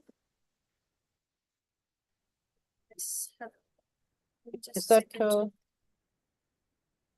Sharmain Ajmal? Yeah. Yes. Your title is Re-Territorizing Resistance in Ngũgĩ's The Upright Revolution and the Limits of Hierarchical Revolution. So thank you. Can you please start? Yes, just a second. Let me share my. Is it visible? Not yet. Yes, it is now.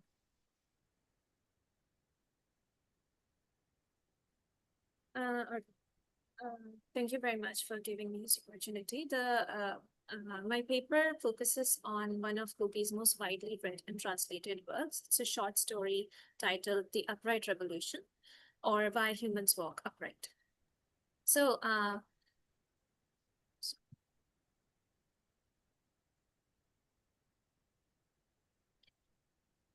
the surface, this short story is a fairly straightforward fable about the body's transition to bipedalism, in which the organs of the body engage in a conflict over primacy over each other before they arrive at a cooperative solution that allows humans to stand upright.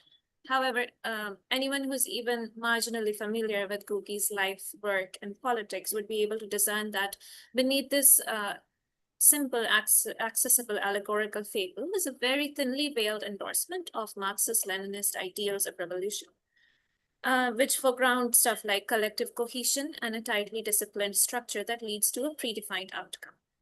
So over the next few minutes, my paper is going to argue that a still deeper look at the story can be taken to reveal its ideal limitations and hypocrisy. That despite being framed as a fable of freedom and anti-colonial solidarity, the narrative actually ends up betraying its own radical promise by reinscribing hierarchical forms of organization. To make this argument, I bring the story into dialogue with Deleuze and Guattari's concept of the body without organs, an idea that contests Ngũgĩ's conceptualization of freedom. To move forward, in the story, the organs of the body, they exist all separately of one another, and they have an argument about which one of them is better or superior than the other, particularly between the arms and the legs. So they talk and they argue and they contest amongst themselves. They have contests amongst themselves at the behest of the head mostly, until they ultimately decide that each organ has an essential function. But rather than this resulting in some kind of open-ended transformation or becoming, the process culminates in a fixed, unified outcome. That is the body's transition to bipedalism. Now, throughout this teleological process, the head emerges as the vanguard organ, which consolidates authority and mediates contradictions between the organs. The tongue here acts as the propaganda ministry to ensure that ideological cohesion amongst all the organs, and all of this to echo the principles of what Lenin has called democratic centralism, as he has explicated in works such as State and Revolution, or What is to be Done. For instance, Ngũgĩ in the story writes that they stressed that in terms of power, the head and whatever was below it were equal. To underline this, the organs made sure that the pain and joy of any one of the organs was felt by all. And they warned the mouth that when saying my this and my that, it was talking as if the whole body was talking, and not as the sole owner.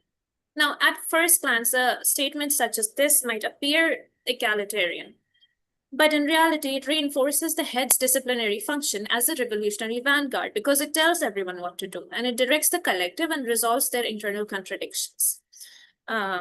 And the tongue, at the same time, functions as the propaganda ministry, or what Deleuze and Guattari would call the despotic signifier, which ensures that there is no space for pluralism and that all the organs speak as a single centralized entity.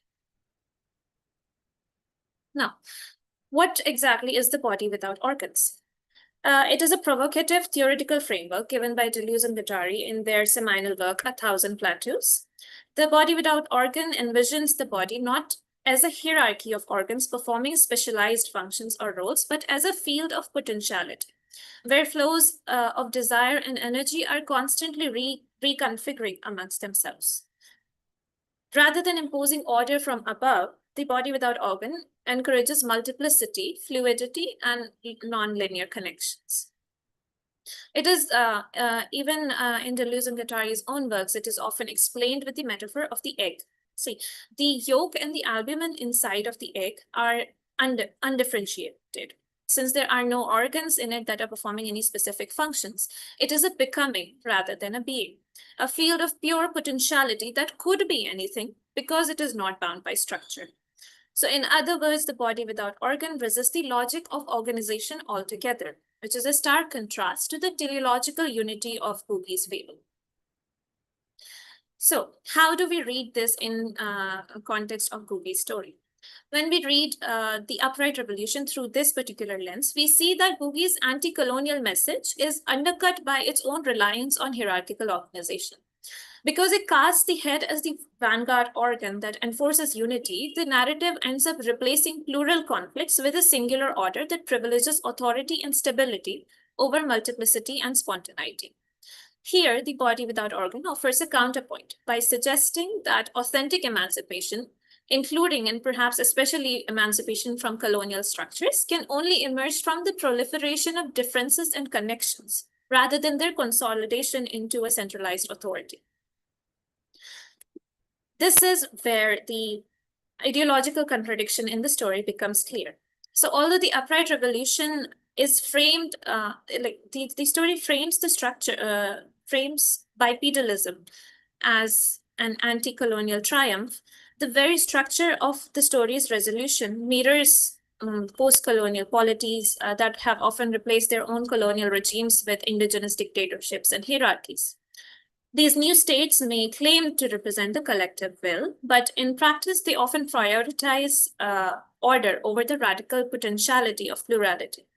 By stabilizing the body's upright position as a singular and unified outcome. Charmaine, you have 3 minutes left.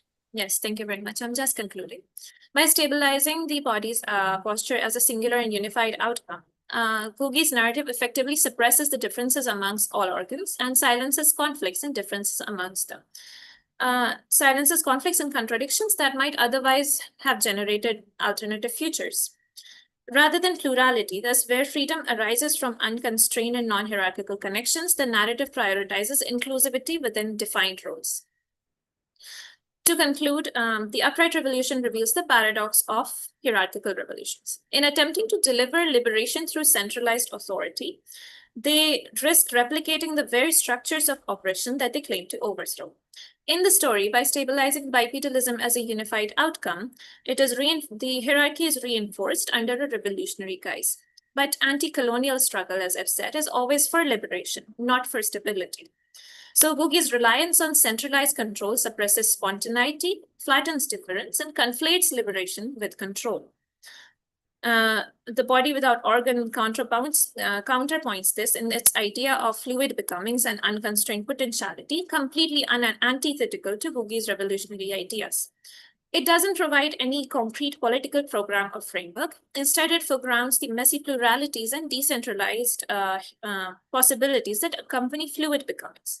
And in doing so, it highlights exactly where Ngũgĩ's vision of revolution and freedom falls short. By giving in to the seductive stability of hierarchy, it reterritorializes freedom back into the familiar framework of centralized control. Thus, over the course of this paper, I've tried to argue that when we apply such a lens and such a reading to Ngũgĩ, it exposes the hypocrisy of a revolutionary vision that promises freedom, yet reinstates the very hierarchies that it claims to overthrow. Thank you very much for your attention. These are my references, and I'll conclude my presentation. Thank you very much, Charmaine. I'm sure there will be some questions when we come to the question answer session. Thank you. We now move on to the next presentation, Rituraj Anand, who is Assistant Professor, Motilal Nehru College, University of Delhi. Rituraj, are you there?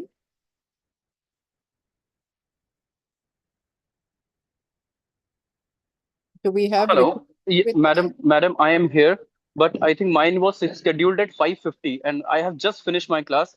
I'll just rush to a room where I can sit and present. Please allow me at 5:50, which was stated in the program schedule.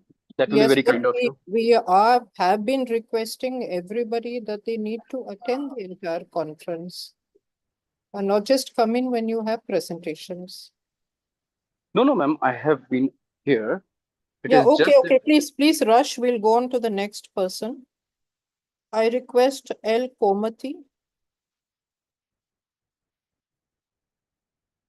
L. Komati.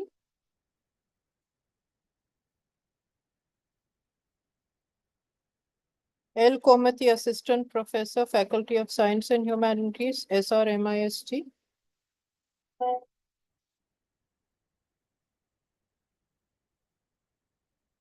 If L. Komati is not there, then we will go on to J. Muthuleka.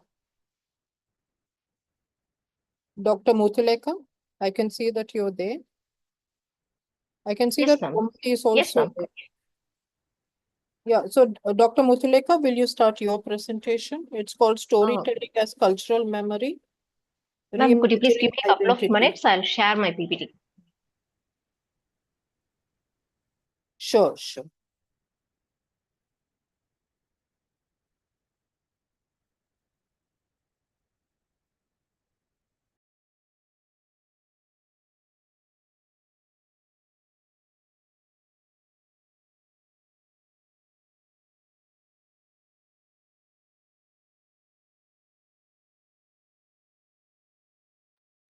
Yes, we can see it. So if you're ready, you may start. You have 7 minutes, after which we will ask you to wind up, and then you get 3 more minutes.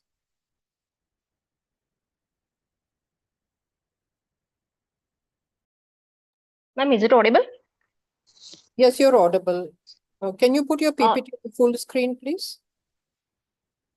Yes, ma'am. Ma'am, is it visible to you? I actually put it in my I think that slideshow. you have not started with the first slide. Yes, ma'am. Ma'am, actually, Gobani ma'am is asking that she's going to present it. She's saying that it's mine. Shall I wait for her? I'm sorry, who is presenting for you? Ma'am, no, ma'am. Actually, I am thought of presenting, but actually, she is my colleague, so she told that it's her. Can you please start? Then, meaning once your colleague joins in, she can present. If you can Hello? please start. Can you start, please? Yes, ma'am. No. Ma'am, is it visible to you? Actually, it is only slideshow. Yeah, Just a yes, second. please. It is visible. Please start. Yes, ma'am. Good evening to all. Today, my topic, I'm going to present a paper on storytelling as cultural memory, reimagining identity in the select works of Ngũgĩ Thiong'o. And in my paper, I'm going to speak more about how storytelling acts as an instrument in bringing out the collective activism and cultural memory of the African people. So in most of his work, storytelling is seen as an activism. That is, it's not just an artistic expression, it's just a political expression to Ngũgĩ's works. So he used to reclaim African voices, languages, and histories in his works. And predominantly, he talks about colonial resistance, liberation movements in most of her works. And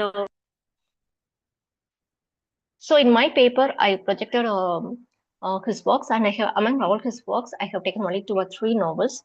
And Ngũgĩ Thiong'o was born in Limuru, Kenya, and he is an influential Kenyan novelist, as everyone knows, and he has later shifted to GQ. Actually, earlier, he started as a literature journey by beginning with writing in English, but later shifted to GQ, and he reclaims an African identity in almost all his works. Probably he, and actually he has been imprisoned in 1971 for staging a politically charged play, Gahikan Dida. And most of his works, he talks about the importance of language, that is native language, and resistance against colonization. And these are the major works of Ngũgĩ Thiong'o. And among this, I have taken only 3 works. There is A Grain of Wheat, Petals of Blood, and Decolonizing the Mind. So almost all his works, the predominant theme is colonial resistance and colonial resistance and giving priority to the language, their own language. But in my presentation, it is about how storytelling acts as a weapon. How storytelling acts as a weapon, and it becomes a predominant issue in A Grain of Wheat, Petals of Blood, and Decolonizing the Mind. And what he wants to convey to the people, that matters in his works. So first of all, in storytelling, it's not just seen as an artistic expression. He has given priority to cultural memory, and colonialism disrupted African memory and tradition. So Ngũgĩ revives Gikuyu oral forms in almost all his works. So, through his works, we are able to see songs, myths, and proverbs. And A Grain of Wheat, he reconstructs Kenyan history through layered narrative. That is, it in his novel Grain of Wheat, he gives only the fragmented narrative. Through the fragmented narrative, he wants to tell that it's about the cultural memory, how the cultural memory lays in the head in almost everyone.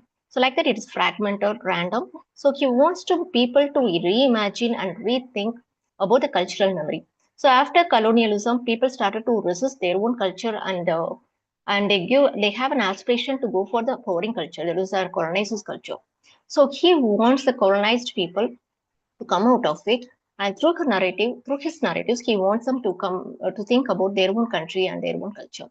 So being an African literature is predominantly giving priority to oral literature. So through storytelling, he wants the people to come back to their cultural memory, and he wants to reclaim the cultural memories through their works. And second one is, I talked about colonial resistance through narrative. When I talk about cultural memory, I have taken a grain of each work. And in this work, Resistance Through Narrative, I have taken Petals of Blood. The Petals of Blood exposes betrayal by post-independence elites, and he has used multiple narrative voices to reflect the grassroots resistance of the people. How we have to exist. Actually, in this work, it's not just about the resistance of the people, it's about the exploitation of the natives by the political institution itself. So through the narrative, he talks about the colonial resistance and how people has to testimonies challenge and official state narratives. In the next work, Language as Power, colonial languages symbolize domination and African languages reclaim identity. And in most of his works, he talks about African languages and how he is able to reclaim the identity. So through his work, he wants to talk about colonial, language identity formation and cultural memory and colonial resistance against the people. So in Decolonizing the Mind, he promotes a literature in native tongues, and he talks why it's more important to have native tongues rather than other literature, other languages. So how he started to write in his own language. He gives much priority in this Decolonizing Mind. And his plays like Gahika Dina also mobilize the literature of mass for mass awareness. And in the last, the end of my paper, I have talked about imagining futures. Why he wants to take storytelling as a tool to express his own emotions, and he justifies the colonial resistance and post-colonial transformation of the people. So a grain of it ends with hope and collective action. And in his book, Petals of Blood, he emphasizes ongoing resistance. So he wants everyone to rethink and reconsider their cultural memory. And decolonization through literature. In Decolonizing Mind, he advocates people-centered literature over colonial mimicry. So he doesn't want his own people to just merely imitate the colonial language and colonial ideas. So he wants them to have their own identity, wants to give much priority to the cultural heritage of their people. So in his fiction, mostly he combines oral tradition with Marxist critique. And in his work, that is, in this work, he has written in GQ language, and it marks a cultural and linguistic liberation from the colonizer's language. And in the concluding part, and once again, I have redefined the storytelling. It's as a political tool, how he has used it as a political tool to transform the people from the colonized mindset, and how he blend the oral tradition, language, politics, and resistance in his books. And narrative is central to his cultural recovery and decolonial imagination in almost all his works. So I have taken how storytelling has been used as a catalyst to express his own ideas to fight against the colonialism and imperialistic attitude. Thank you, ma'am. These are the references that I have taken. Thank you. Thank you, Dr. Muthuleka, for keeping to time. We can now have Mr. Rituraj Anand. Yes, ma'am, I'm ready. Okay, Please allow me go to ahead. present my screen. Please go ahead. Yeah. I hope I'm audible. In case, ma'am, there is any problem with my network, I'll just turn my video off, or I'll try to. I hope my screen is visible to all. Yes. Thank you so much for responding.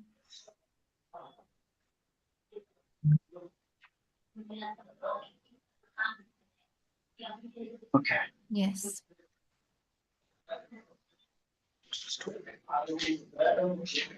All right. So, good evening, everybody. This is Rituraj Anand, Assistant Professor in the Department of English, Motilal Nehru College, Evening, University of Delhi. And today I am present in front of you to talk about my research paper on contagion, trauma, resilience, and solidarity, a post-colonial reading of pandemic poetry. And this presentation explores how pandemic poetry from post-colonial context transforms collective trauma into powerful expressions of resistance, hope, and solidarity. Now, during the early days of pandemic, somebody's microphone is on, or there is some problem. My voice is getting repeated. If there is a technical person, I think somebody can. Ma'am, organizers, please see to it.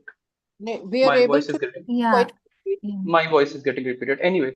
So we all know that during the early days of pandemic, many of us turned to poetry, music, or writing as a way of processing our fear or maybe grief and isolation. But what happens when that creative response is rooted in post-colonial experience, in historical trauma and cultural memory? Now that's exactly what I'll be exploring today with you people through the powerful poetic voices of Ngũgĩ wa Thiong'o's Mukoma wa Ngũgĩ and Naveen Kishore. So here we move on with the first slide of my paper. Now, let's set the stage. We often say that COVID-19 affected everyone, but in truth, it did not affect everyone equally. The pandemic laid bare the colonial scaffolding beneath our global systems, inequities in healthcare, labor, and governance that have been long existed, particularly in the global south. For post colonial poets, the pandemic became not just a moment of crisis, but a call to critique, to witness, and to speak from the margins. And it is here within the poetry that we find narratives often missing from official reports, stories of resistance, memory, and shared humanity that, all these three poems that my study is centered on. So, Dawn of Darkness, written in 2020 by Ngũgĩ wa Thiong'o, and then In Our Times, written by Mukoma wa Ngũgĩ in 2020, and Another Twilight, written by Naveen Kishore in 2020. So this is a brief introduction of you can say of my work. Now, what does poetry know that politics forget?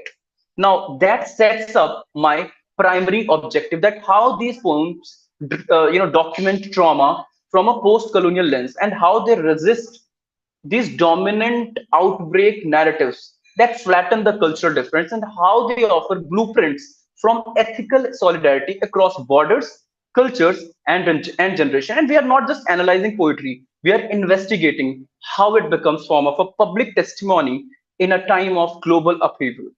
Now, here are certain research questions in front of you, which I think I've already summed up through my primary objective. Now, let's move on and discuss the research methodology. Now, I have done a close textual reading of these three poems that are written, as I stated, by all the three poets. And the framework, the theoretical framework that I've used post-colonial theory by Said, Fanon, and Bhabha Spivak. Now, contagion narrative theory by Wald, given in 2008, and trauma theory by Karath and Lakapra in 2001. Now, moving to the analysis part. Now, this is where the emotional core of the study lies. Now, Ngũgĩ's poems responds to isolation with indigenous wisdom. He writes, "No night is so dark that it will not end in the dawn." It is not just a proverb, it's a worldview that centers resilience over fear, collective renewal over individualism. Now, let's talk about Mukoma's poetry, which is raw and ironic. 6 feet apart to your 6 feet under. Here, humor becomes a way of mourning. It critiques the dehumanization of grief that we must have also seen around us, and shows that even sarcasm can be a vehicle for truth. Now, when we talk about Kishore's work, it is minimalist. Now, he says, "The night waits at a courteous distance. It is haunting." His sparse language invites silence as a form of contemplation and respect for the unspeakable. Now, together, when we look at these three poetry and these three poets, it's a span of emotions that we go through. It's a span of geography and strategy, but they all converge in their call for solidarity and shared healing. So this is what my analysis, talks about. Now, moving on to the discussion part, let me just float my screen to, yeah. Now, so what does this poetry do in this world? First, it builds what I call a counter archive, a place to store emotions, memories, and perspectives erased by mainstream media and technocratic narratives. Secondly, it invites transnational and intergenerational dialogues. Now, where does it happen? Between father and son, as we see in Ngũgĩ and Mukoma, across continents through the inclusion of Kishore, and across digital platforms forming effective publics, emotional communities built through the poetry, as said by Wald in 2008. Now, these poems are so ethically aware they do not pretend to represent everyone. Instead, they ask, how do we share space with most silenced? Now, how does it happen? As we have analyzed, we come to this, we come to this discussion that by using irony, by using silence, ancestral knowledge, the poets here remind us that healing does not come from policy alone. It comes from culture. Now, with this, I conclude that, where do we end? Now, these poems offer us post-colonial poetics of resilience. They don't just mold, they transform grief into vision. They reject narratives that center the West and offer instead stories that are grounded, specific, and deeply human. Ngũgĩ ends his poem with the words celebrating every pulsation of a common being in the light of the darkness and the new dawn. That new dawn isn't a return to normal, but reimagined future where care replaces competition and memory becomes a source of strength. Now, that is what post-colonial poetry teaches us in the pandemic. That even in our darkest hour, language can be a light. So looking forward, we see that this whole study reinforces the need for decolonial approach to public health, to crisis response. It is not just a public policy, rather it is more than that. It is the culture. It is what, how we communicate. Ma'am, I'll just wind up in next 1 minute. Thank you so much for reminding me. So it encourages further research into, as I said earlier in my introduction, we can talk about transnational literary solidarities and the role of arts in post-crisis recovery and social transformation. We don't know what the world has to offer to us in future. We don't know the future, but this pandemic taught us a lot. This pandemic taught us not to be just ready, keeping medical facilities, keeping all the things that the government can do, or all these things, putting value to all these things. It is also our shared essence of values, shared essence of emotions, how we support each other, how we bring in resilience, how we combat all these pain and painstaking emotions that comes to our mind through cultural aspects, through poetry, through post-colonial poetry. Now, with this I end my my presentations. Here are certain theoretical texts, primary texts, and supporting studies that I have referred to. You can see we have Bhumike Baba, Korath, Fanon, Gilligan, Saiz, Spivak, Wald, and the primary texts are Ngũgĩ Thiong'o's, Mukoma's, and Kishore's poetry. Definitely, I mentioned in the very beginning. And the supporting studies are here, the 5 supporting studies. With this, I end my slide, and I hope that I had something different to offer today now, because when we talk about pandemic poetry, we don't usually relate it to post-colonial studies. I hope that with this, I brought forward something different, something new, and for all of us to delve into it. Thank you so much for giving me time. Thank you so much for giving me this amazing opportunity. Thank you so much, and apologies that I could not be there when my name was called. Thank you so much, everybody. Thank you. Thank you very much, Rituraj. I would now request Dr. Komati, if you are there. Yes, ma'am, I'm here to present Yeah, my can you paper. please start presenting? Yes, ma'am. Yeah. Let me share my paper. Okay.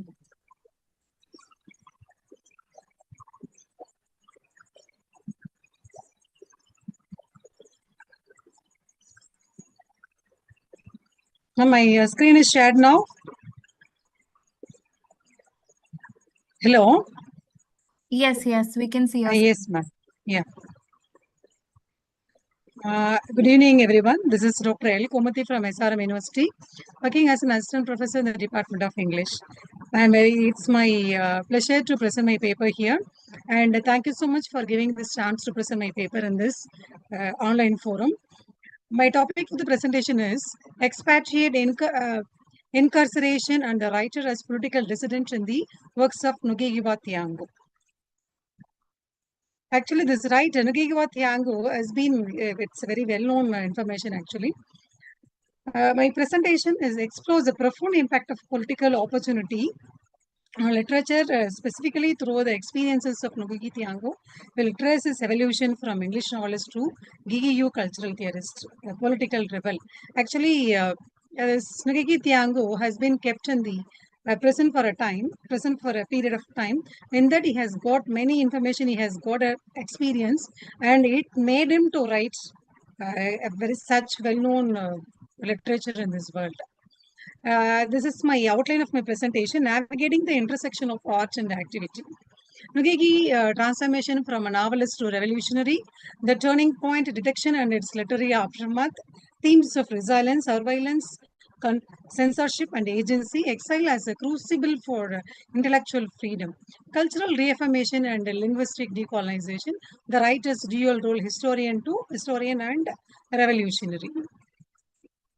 From even I started my presentation with this, from English novelist to GQ revolutionary. Actually, GQ is a place where Ngũgĩ Thiong'o got, he was fighting for the freedom of the place.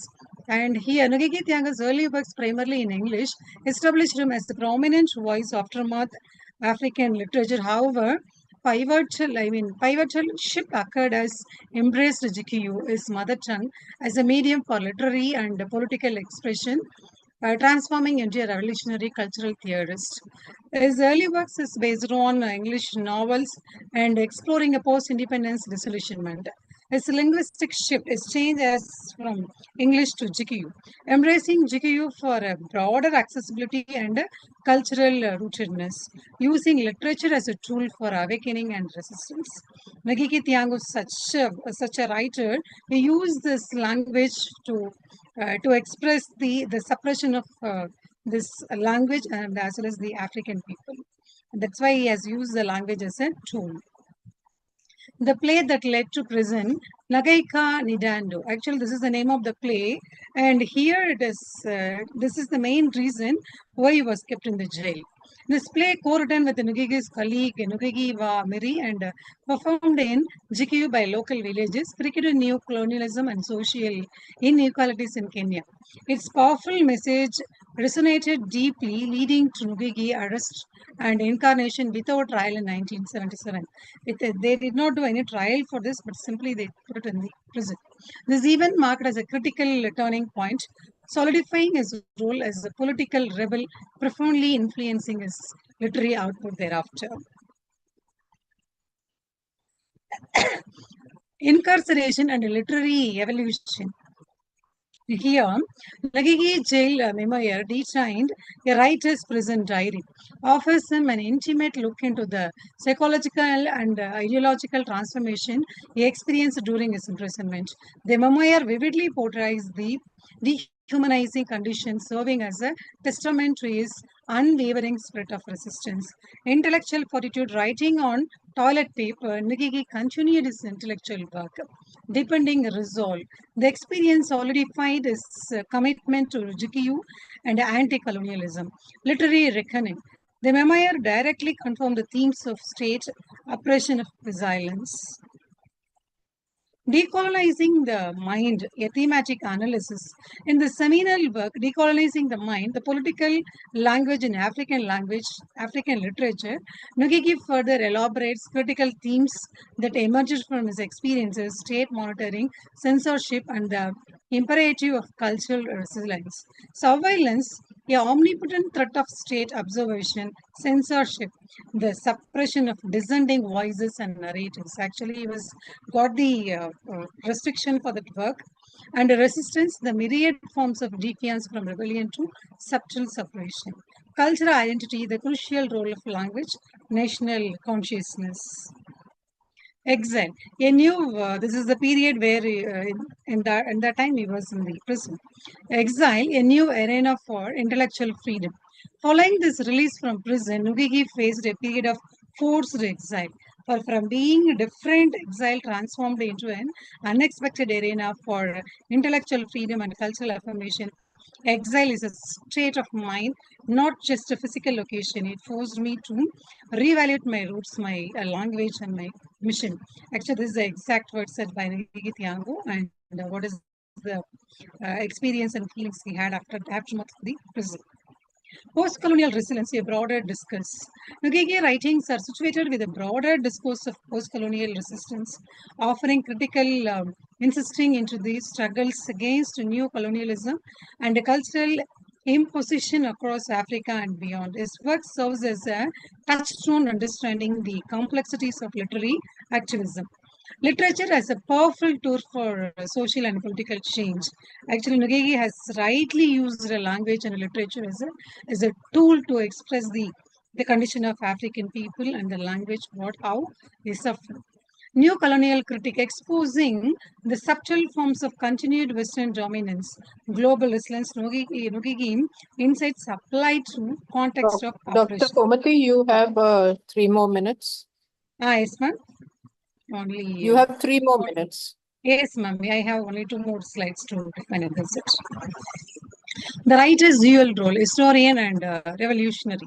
Actually, not only Ngũgĩ Thiong'o has played a role of a writer, the famous writer, and he has played a role of historian and revolutionary because he was protest against for the people of country and the people of Africa. And here, this historian, I mean, Ngũgĩ Thiong'o embodies the dual position of a historian and driver of a political revolution in post-colonial Africa. His narratives not only document the past but also the future by galvanizing a resistance and fostering a renewed sense of cultural identity. As a historian, he has done chronizing the struggle and aspiration of people. And as a revolutionary, he has done inciting the change through his powerful fulfillment or full literary voices. And a cultural revolutionist advocating for a linguist and a cultural self resistance actually. And with this, I conclude my presentation. Actually, these are the takeaways from the presentation. Literature as a resistance. Ngũgĩ journey exemplifies how literature can be a potent weapon against oppression and linguistic decolonization, the importance of reclining indigenous languages for cultural and political liberation. And this transformation hearts, incarnation and exile through challenging and fueled this intellectual and ideological growth. And thank you so much for watching and listen to my presentation. And thank you for the committee members for giving this wonderful chance to present my paper in this forum. Thank you. Thank you one and all. And for the coordinators and as well as the people, those who are involved. Thank you very much, Dr. Komati. Thank you, ma'am. Yeah, thank you. We now come to the next presenter, Dr. Maya Devi Chalisari, Assistant Professor, Vimla College, Thrissur, Kerala. Her talk is on temporality of resistance, narrative time as a tool for protest in Ngũgĩ Thiong'o's decolonial project. Dr. Maya, can you please start? Yes, ma'am. Am I audible?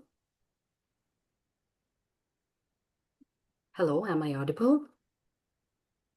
You will have to unmute yourself. I have unmuted myself. Yes, no, yeah. Am I can audible? hear you now. Oh, okay. Please All go right, ahead. all right. Okay. Yes. Ma'am, shall I start? Yes, okay. A very Please pleasant evening to one and all. The topic of my research paper is Temporality of Resistance, Narrative Time as a Tool for Protest in Thiong'o's Decolonial Project, with special reference to Thiong'o's novel, Devil on the Cross. The structure of my oral presentation would be thus: 1, gap addressed; 2, a note on the novel; 3, narrative time technique as a tool for protest; 4, the theoretical framework; 5, a comparison with a regional work that I have taken to prove how Ngũgĩ's works transcend time and space; and 6th, conclusion. So the gap addressed is, although Ngũgĩ is an icon of resistance against the colonial forces and a huge voice for liberty and freedom in his country that resonates with other freedom fighters and nationalists and patriots all over the world. And all those scholars and academicians have studied many aspects of Ngũgĩ, from linguistic devices used to traditions that have been upheld, him as a recorder of Kenyan tradition, history, heritage, him as his voice as a protest against the colonial capitalist forces. There is not much of scholarship in the area of how time is used not merely as a stylistic device, but rather as a tool for resistance and protest in Ngũgĩ's works. So that is the gap addressed. A note on the novel, because it would not do this paper justice if the eminent audience does not understand how shocking certain symbols and certain allegories that are used in the novel is. The novel follows the development. It's a Bildungsroman. It follows the development of a young woman, Varinga, and about how she goes over to her aunts and uncle's place when her parents are imprisoned during the Mamo struggle, and she grows up with them but is exploited by a rich old man. She gets impregnated during her school days. And is abandoned by the father of this illegitimate child. And she goes over, she of course returns to her parents when they're released from prison. She goes over to another town from her native, leaving behind her native village. She goes over to this town to make a life for herself.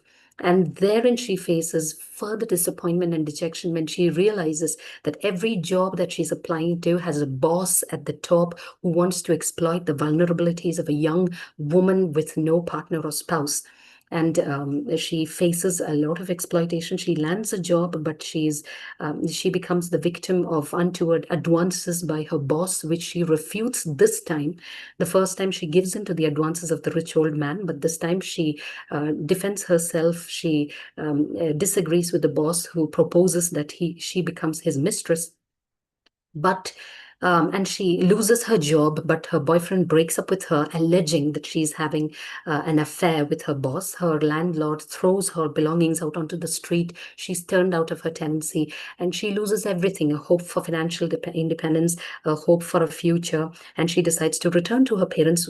But at that particular time, she receives a ticket to attend the Devil's Feast. Now, the Devil's Feast is the nucleus of the novel because, shocking as it is to Varinga, it leaves readers flabbergasted because Devil's Feast is a competition between all the rich people in the region, and they are all thieves, they are plunderers, and they are robbers, and they come and they want to see who will be judged as the best thief among them.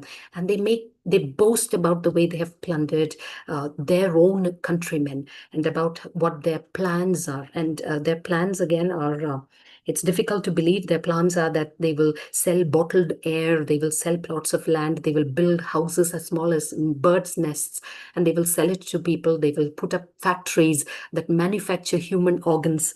Now, although all of this seems very shocking to us when we go across the geopolitical situation today, and when we look at some of the happenings in the scientific world, we realize that what Ngũgĩ wrote decades earlier is coming true in today's day and time. Moving over to the narrative time as a tool for protest, 4 key points. 1, disrupting colonial time as a form of protest. Colonial and capitalist systems often impose a linear, progressive model of time, one that associates development with Western modernity and marginalizes indigenous histories. This narrative choice, so Ngũgĩ disrupts this linear model by refusing to tell Varinga's story in a straight line. This narrative choice rejects the imposed timeline of colonialism, where Africa is always seen as catching up with the West. It reclaims African temporalities. Varinga's journey is not a linear path, but a spiraling return to her roots where true transformation occurs. Second, making room for collective voice and memory, as has been already indicated and studied by scholars even at this conference, through digressions, frame narration, proverbs, songs, and repetition. Ngũgĩ suspends the forward movement of the plot and allows collective memory, oral traditions, and political reflection to take center stage. Again, by slowing down time, the narrative makes room for communal truth-telling. This structure mimics oral storytelling, inviting the audience to become participants. Again, he rejects Western conventions where you have a godlike narrator who tells you what happened. No, here you have a framing technique, which is he uses a narrator who's known as a recorder. He's told a story by somebody, Muturi, and he simply says, I'm just relating what I heard. You, my dear readers, are to understand, accept, dissent, disagree, and make a judgment on what is happening. So we are not passive readers. The communal voice becomes a form of cultural resistance. Third, exposing the repetition of oppression. Instead of portraying colonialism and neocolonialism as separate historical phases, Ngũgĩ's cyclical treatment of time emphasizes repetition. The same exploitative forces reemerge in different forms. Again, creating a revolutionary temporality. Ngũgĩ's narrative time bends towards the revolutionary by using retrospection and foreshadowing. He builds a mythic arc of transformation. Waringa's radicalization is not a straight development. It is a buildup of repeated injustice and awakening. And we come to the next theoretical framework. I have chosen Mark Curie's theory of time and temporality. And the 3 key points: time and anticipation, time and ideology, and time and subjectivity. Now, anticipation, generally all Western novels have novels written in a way of recording something that happened in the past. But Mark Curie holds that every written word is an anticipation of retrospection. That is, when you read a word or when you write a word, that word carries potential because it will gain meaning in the future. In the future, the narrative will come back to what was written here and it will gain new meanings. Now, Ngũgĩ's work, not only Devil on the Cross, but the entire literature that Ngũgĩ has produced becomes a retrospective, an anticipation of retrospective. It becomes, it is not only to be studied for its narrative or literary merit, but also because it becomes Dr. Maya, you symbols. have 3 minutes. Sure, ma'am. Sure, ma'am. But because it becomes a symbol that we will revisit in future. This novel that was written in 1980 can be studied in today's day and age, because there you have a person who says that he will set up factories that will produce human organs, which was unthinkable and impossible in 1980. But in 2019, the world woke up to a news report which said that in Japan, they have allowed for experiments to be conducted where human organs can be developed through gene engineering in animals. Animal bodies will carry human organs. That's something that came in 2019. Just a quick example. Again, time and ideology. Curie argues that narrative time is ideological. How we tell time reflects how we see the world. Ngũgĩ disrupts Western linear temporality by embedding circularity, oral repetition, prophecy, and myth, and temporality and subjectivity. Curie explores how narrative constructs subjective time and interrogates how individuals experience temporality. Waringa's transformation is not merely a plot development, but a temporal shift in selfhood.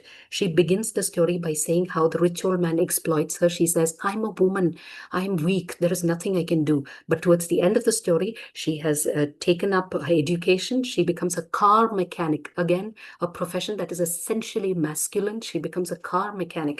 So there you have time and subjectivity. Now, comparison and relevance, I would like to quickly refer to a very similar drama in my native town, Malayalam, which is called Nadagadika by KJ Baby. And Nadagadika is actually where you have a Gadigakaran, a spiritual healer who heals diseases, but he becomes a symbol of healing the society and the nation of evils. And this evil is the evil of first colonialism, then the various political groups and strategists who held that the farmlands where farmers work are theirs, but we have capitalism, we had colonialism coming in, capitalism coming in. The crux of Nadagadika is how globalization that is applauded today is another form of colonization. Huge room for debate, of course, but that is Nadagadika. And why I brought in Nadagadika here is because Ngũgĩ transcends borders and boundaries and time. He transcends spatial elements and temporality,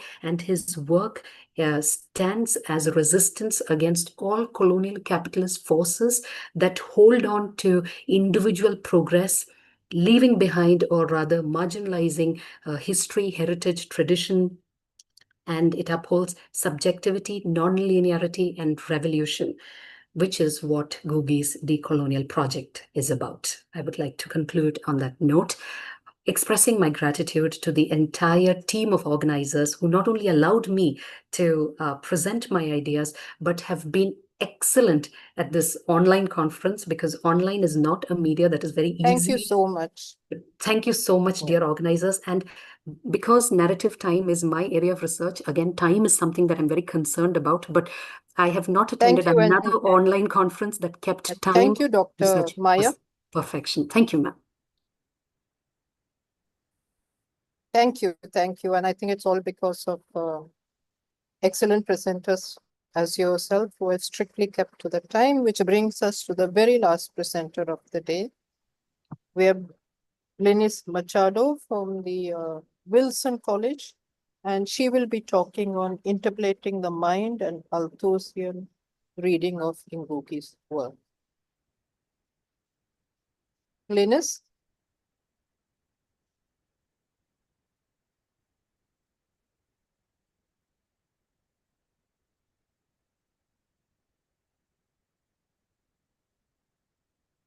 Yes, we can see your PPT. And can you all hear me? Yes, we can.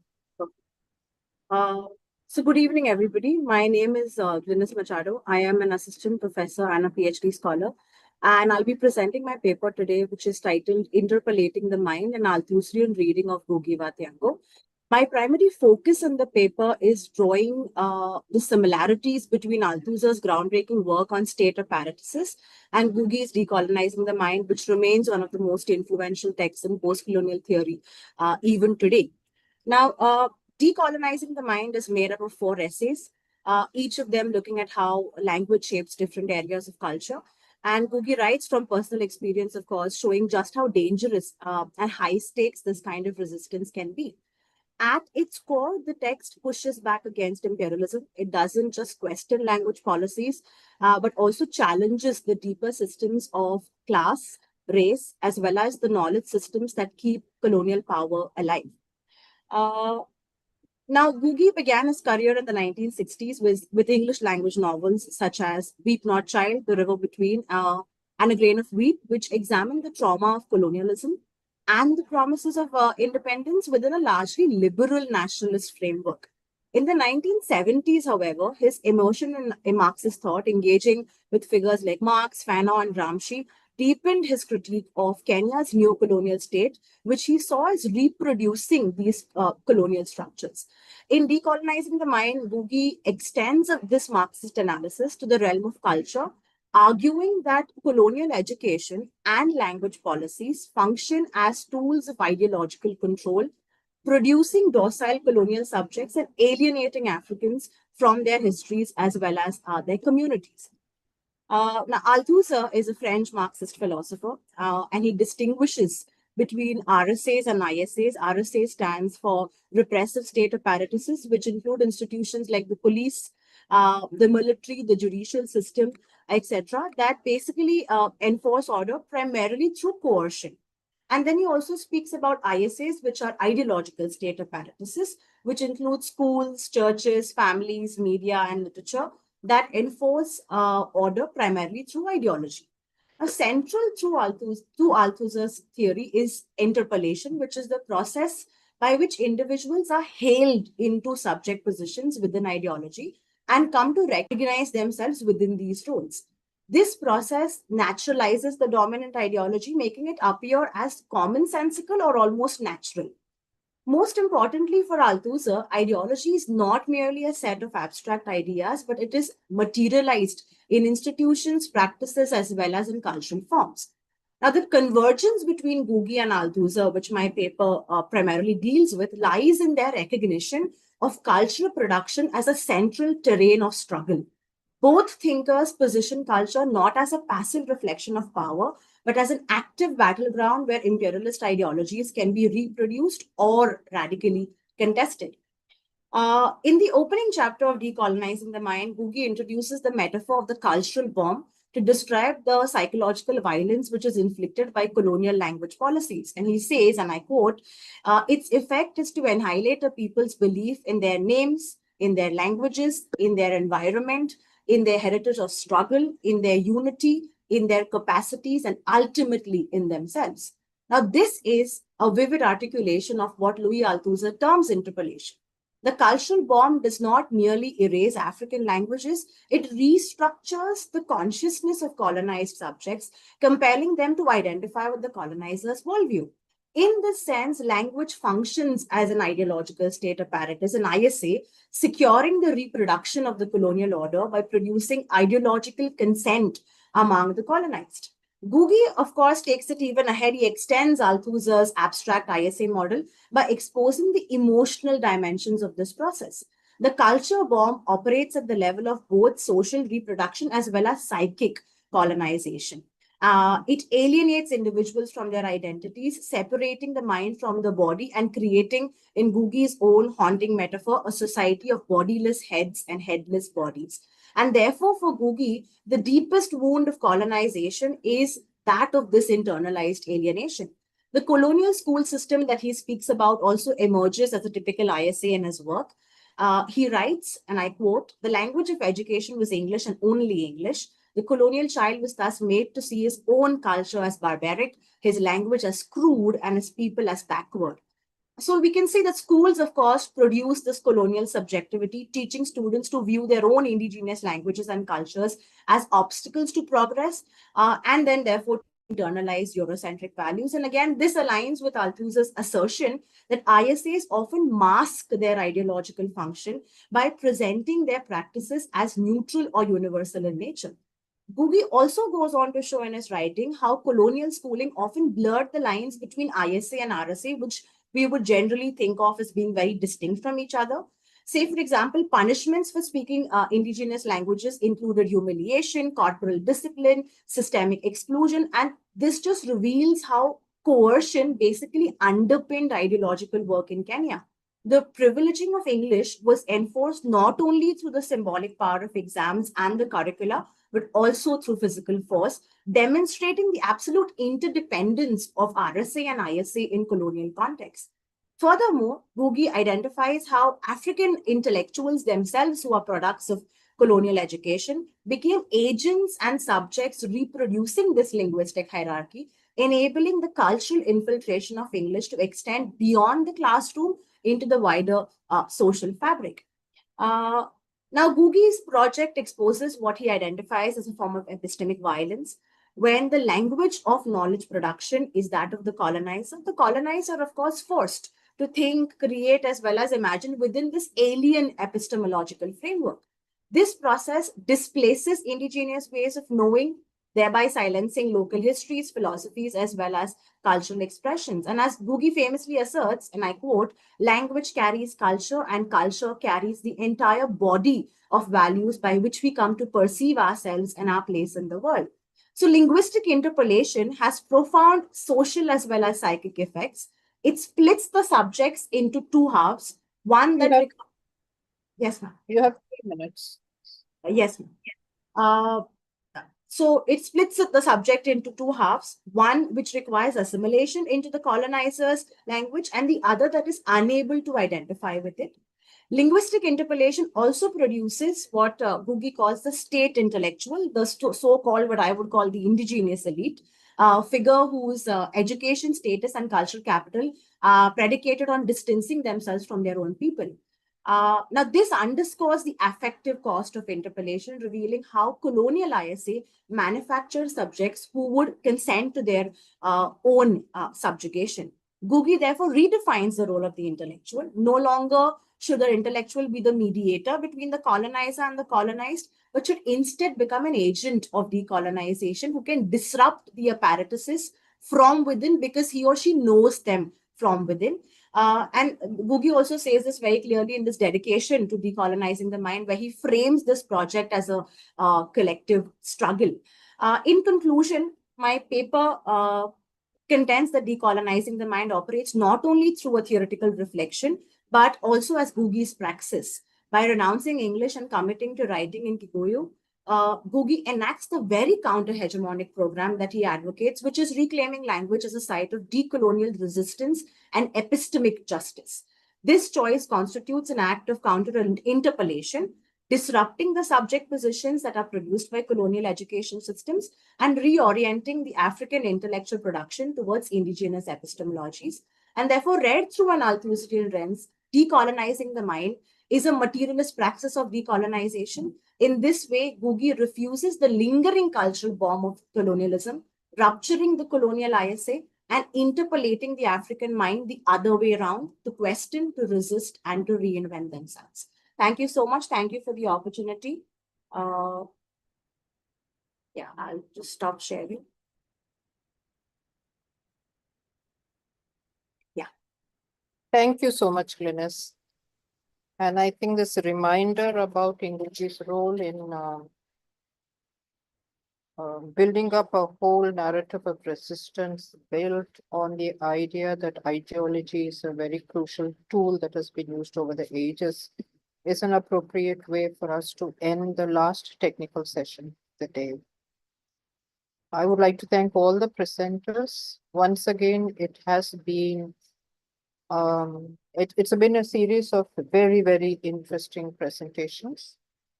Lots of inputs, lots of new ideas for those of us who wish to take Ngũgĩ further, our study of Ngũgĩ. And also some unique perspectives and takes on his work. We have Atika, who along with Hemant Kumar in their paper, presenting a comparative blueprint for decolonizing the mind by doing a comparative analysis of Dedan Kimati and the work of A.J. Noorani. Interesting way of constructing a comparative framework, bringing out both similarities and also differences, but reminding us that ultimately power is the name of the game. We then had Charmaine Ajmal, who kind of brought to our attention a story that maybe many of us are not very aware of. The Upright Revolution, and a very interesting analysis of the story, pointing out certain limitations in Ngũgĩ's vision of liberation and freedom in the future. And I think it was very interesting because we tend to always laud Ngũgĩ's political ideology as the road to liberation. But I thought it was a very honest appraisal in her view of how Ngũgĩ falls short in his vision. And I thank you for that and also for drawing to our attention this short story by Ngũgĩ. Rituraj Anand then took up poetry, again reminding us of maybe texts that speak to us from the margins, poetry that many of us may again not be that aware of, and doing a comparative reading of 3 poets during the pandemic, and trying to look at trauma from a post-colonial lens.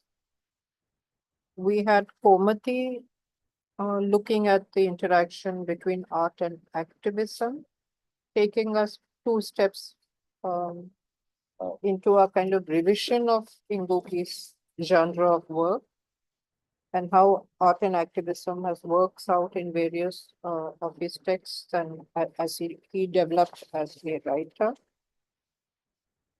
Mutuleka drew upon how Ngũgĩ uses storytelling as a means of collective activism, particularly taking up the idea of cultural memory. And she also kind of walked us through as a revision through his text that he's written over the ages. Dr. Maya Devi, very, very interesting paper looking at time and temporality. And I thought it was a very interesting analysis of how Ngũgĩ kind of reclaims temporality, non-Eurocentric temporality. And he deliberately slows down the pace of storytelling. He mimics traditional storytelling. And maybe makes us also review the way that we analyze temporality in the text. And finally, Glynis, who reminded us of the very base, perhaps, of Ngũgĩ's political arguments, which are based on the idea of interpolation of the mind through various ideological apparatus. So my thanks to all the speakers. I think it was a very, very interesting session. And we open the floor to questions, if any. or comments, feedbacks. I think the presenters are also most welcome to share their thoughts on any of their fellow presenters' ideas that have been presented this afternoon.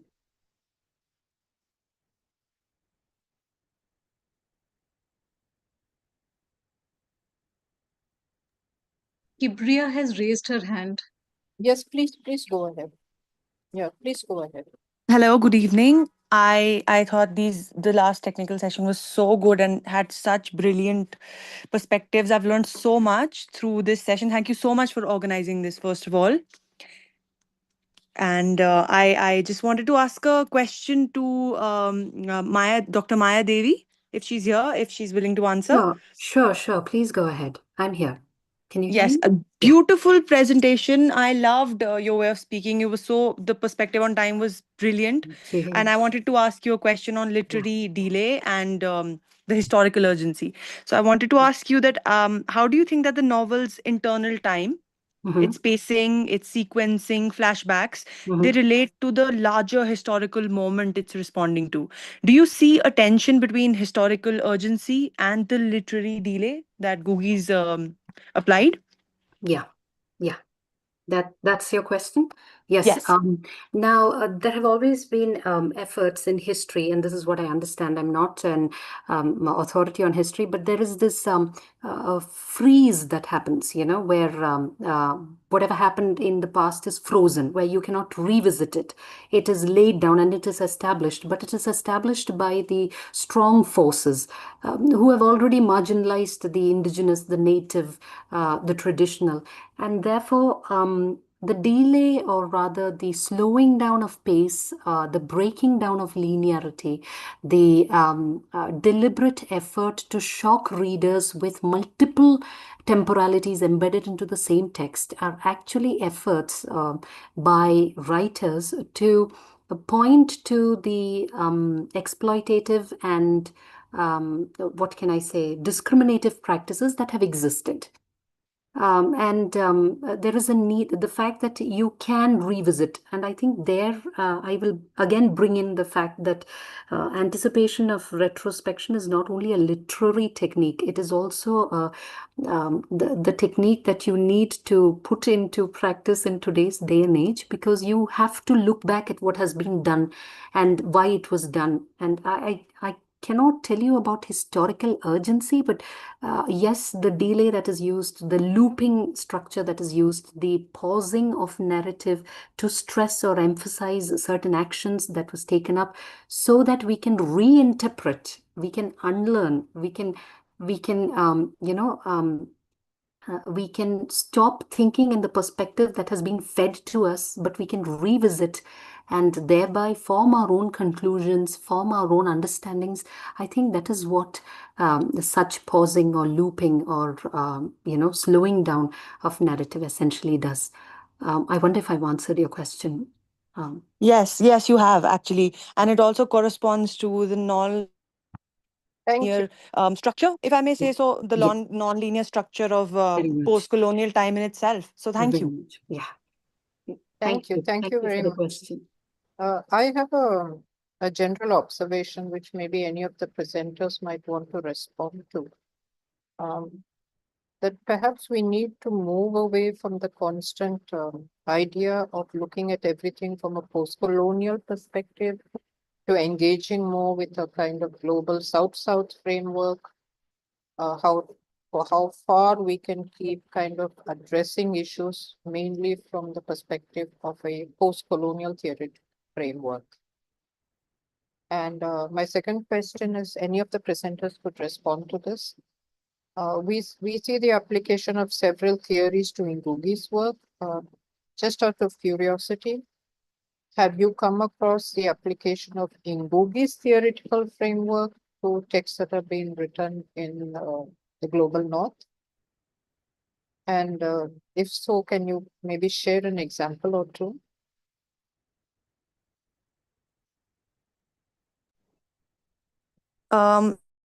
If I may? Yes, please. Actually, the idea that you so kindly spoke about, that Googie's ideas, have they been applied somewhere in the global north? I don't know about the global north, but I think my whole presentation and my paper, the central idea of that was that today, when Indian adaptations of Shakespeare happen in India, in different regions like Kathakali, Karnataka, Assam, Bengal, Gujarat, even in Garhwali theatre.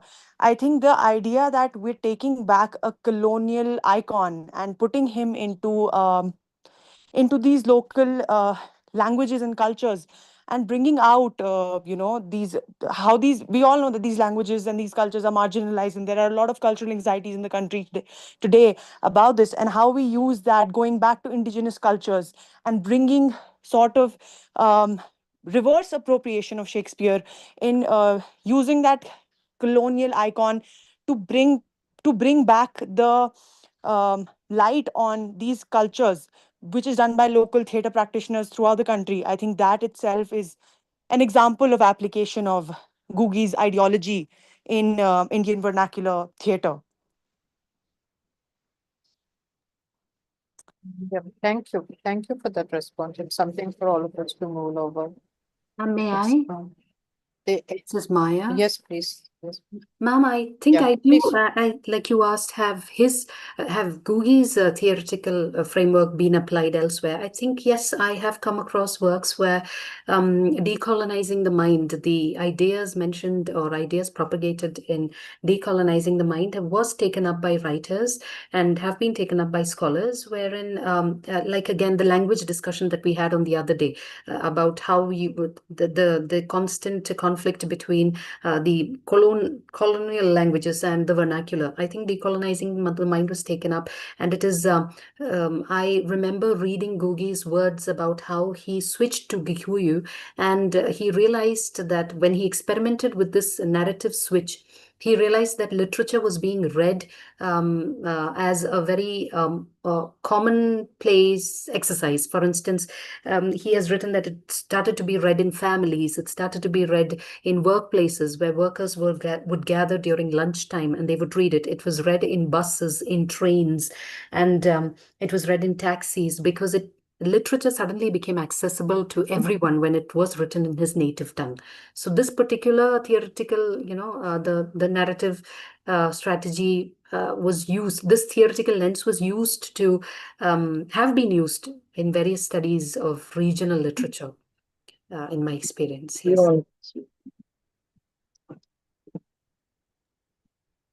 Yeah. Thank you. Can Thank I you. also Ma'am? Yes, Atika. say a bit Yes, about this this? is Kolaki. So,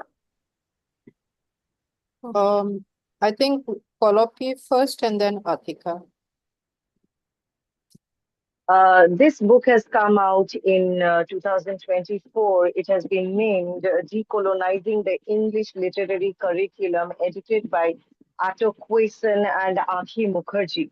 This book actually has a lot of critical essays on the process of decolonization in the university curriculum. I'm sorry, I haven't been able to finish it yet because I just got it last month during a conference. But this is one book which is not being quite popular in India right now.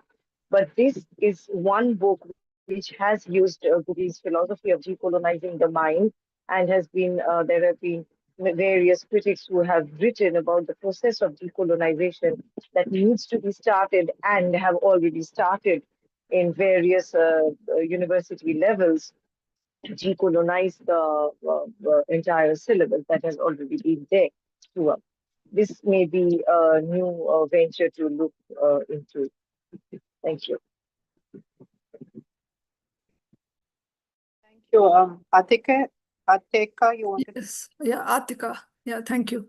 So I wanted to mention how I've talked about critics like Sumit Sarkar and Partha Chatterjee, who even if they're not actually picking up the framework that Ngũgĩ has presented, but their concerns aligned with Ngũgĩ's in that they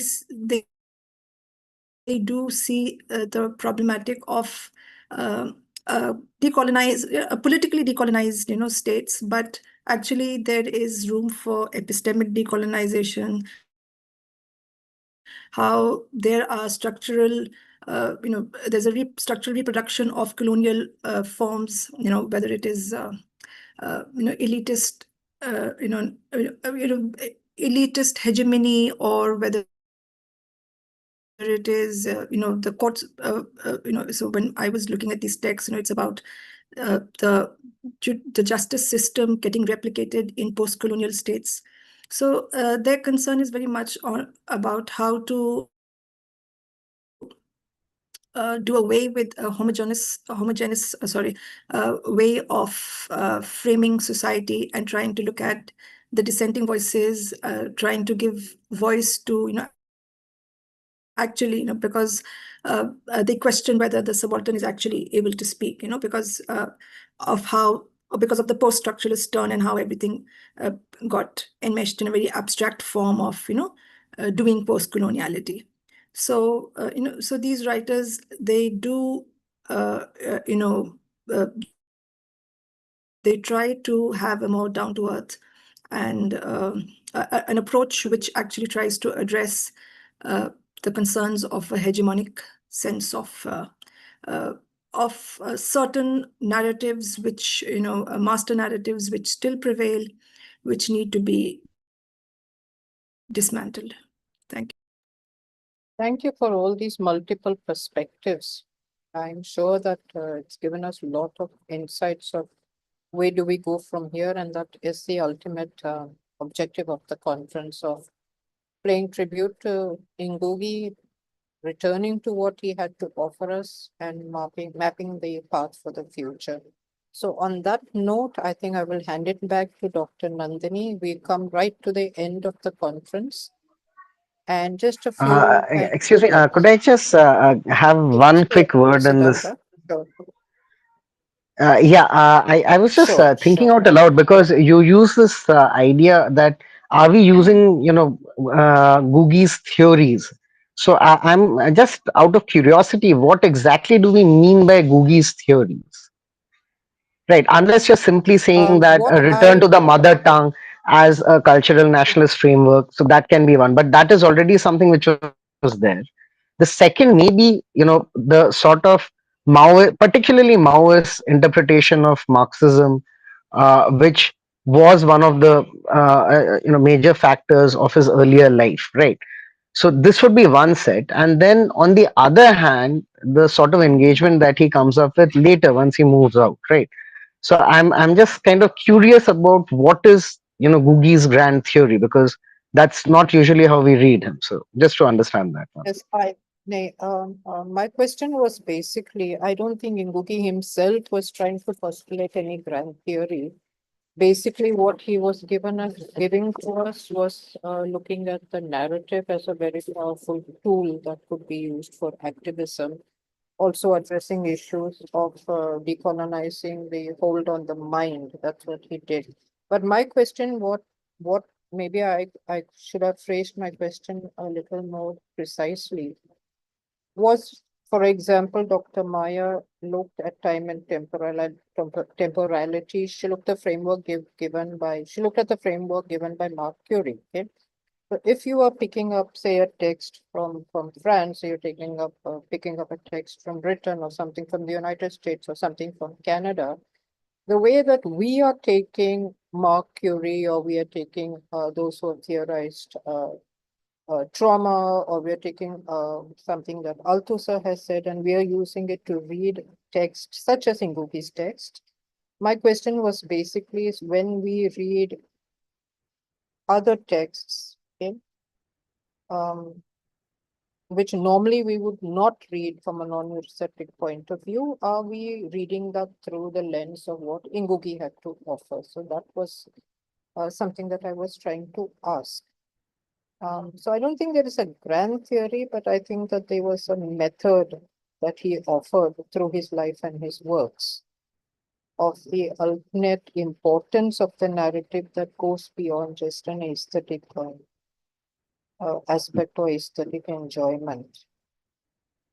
Yes, I think we will have plenty of time. We have a group now, and I'm sure that all of you will exchange numbers, exchange emails, and keep this conversation going. So really Ma'am, looking may I, forward to how it if like. there's time, Yes, if you yes, would permit, if yes. there's time, may I Just just one add last something to? word, Hemant. Yeah, yeah, ma'am. Last So I mean, comment. I think Yeah. we've had many responses about the second part of your. You had two questions like, have we really applied Ngũgĩ's theories anywhere? And well, to that, I would say that we know that practice precedes theory, right? Theory, I think we're overdone with theory. There's too much of it everywhere, and you're actually right. The first part of your question, which is, do we really need to move away from post-colonialism and all these isms, schisms, that Bob Marley also talks about and other people talk about. And so it's not as if, if we don't have theory, then we won't be talking about these things. There are people who had absolutely no education, and they were the real people who did things, who really moved things, who went to the masses, connected with them. If you look at resistance movements across the globe, they don't really have to be very educated people always. Though in our case, I mean, our discussion, Ngũgĩ talks about Kimathi was educated. We talked about Bhagat Singh and many other people who. But the thing is, we really need to move away from just doing theory and coming down to practice, which is, I think, what Ngũgĩ was also in a way advocating. By talking about people like Bhagat Singh, talking about people like Kimathi, talking about people like Mandela, for instance. These are people who actually, they were not theorizing, they were practicing things. So that is one thing. The other thing is, there are other ways in which we can really move away from, there are other ways of critiquing neo-colonialism, for instance. I think I was talking about how the new state, this new state, the new communalized state, hyper-communalized state, is another way. It's I think it's an uglier version of the earlier colonialism that we had. Now we can move away from those things even without talking about post-colonialism or structuralism, post-structuralism, or whatever. We could have things like where, for instance, I was, when Dr. Maya talked about slowing down time, that really struck me, is interesting actually. I thought of, there's this tradition called Dastan Goi, where there is an instance of a person, the storyteller. The Dastan Go is a storyteller. So the storyteller goes about telling his story. Spins this yarn, and it can be so complicated that the person who's going to get on top of the horse. So he starts narrating about this person. He's going to mount the horse, and this can go on for like hours. Within this, he will introduce other narratives. He won't really tell you, he won't lead you to this simple completion of this simple activity. So we have diversions, we have these micro narratives which we could welcome, which we could really popularize, micro histories, histories that don't really lionize, that don't just valorize these mainstream narratives that we have. So I think, yes, we do need to move away from just talking about these isms, and we need to find new ways of doing it. And I think we need to do that by going to the grassroots, by taking up the lingo of the common people. We don't really need all these highfalutin theories to be really doing any actual solid good work. Thank you so much. That's all. Thank you. Thank you, Hemant. Absolutely. But I think if one looks at theory as a window or a framework and not get into the academic or intellectualizing part of it, but I think whenever you want to approach a text, you need a frame or a lens through which you wish to look at the text. And then the method that you look at the text may perhaps be what we refer to as a system of looking at or a theory. So in that context, maybe theories are something that helps us to give structure to our ideas. I request, I'm sure that all of you have now got into a kind of mode of really plunging into the discussion, but for the in order to keep time, which I think that we've been able to manage throughout, thanks to all of you, we will have to wind up the question answer session. And I will hand over the virtual mic to my co-organizer, Dr. Nandini Sen. Nandini, Yes, thank you so much, Mala. What do I say? I was loving the discussion. So I was sitting and silently listening to each one of you. And like Professor Pandurang has told us all, that these discussions don't need to stop. We have a group now. Let's all talk there and let's take the legacy of Ngũgĩ forward in whichever way we choose to do it. So somebody talking Dastan Goi, somebody talking Kerala theatre. So we have adopted him, we have owned him, and now let us just try and live his legacy, which is a very, very tall order. And I think let's just begin with decolonizing our minds, which is a huge deal. Well, my job here is to give the vote of thanks, and it is with a great deal of delight and a tinge of sadness. Well, thanks, Rima, for sharing this.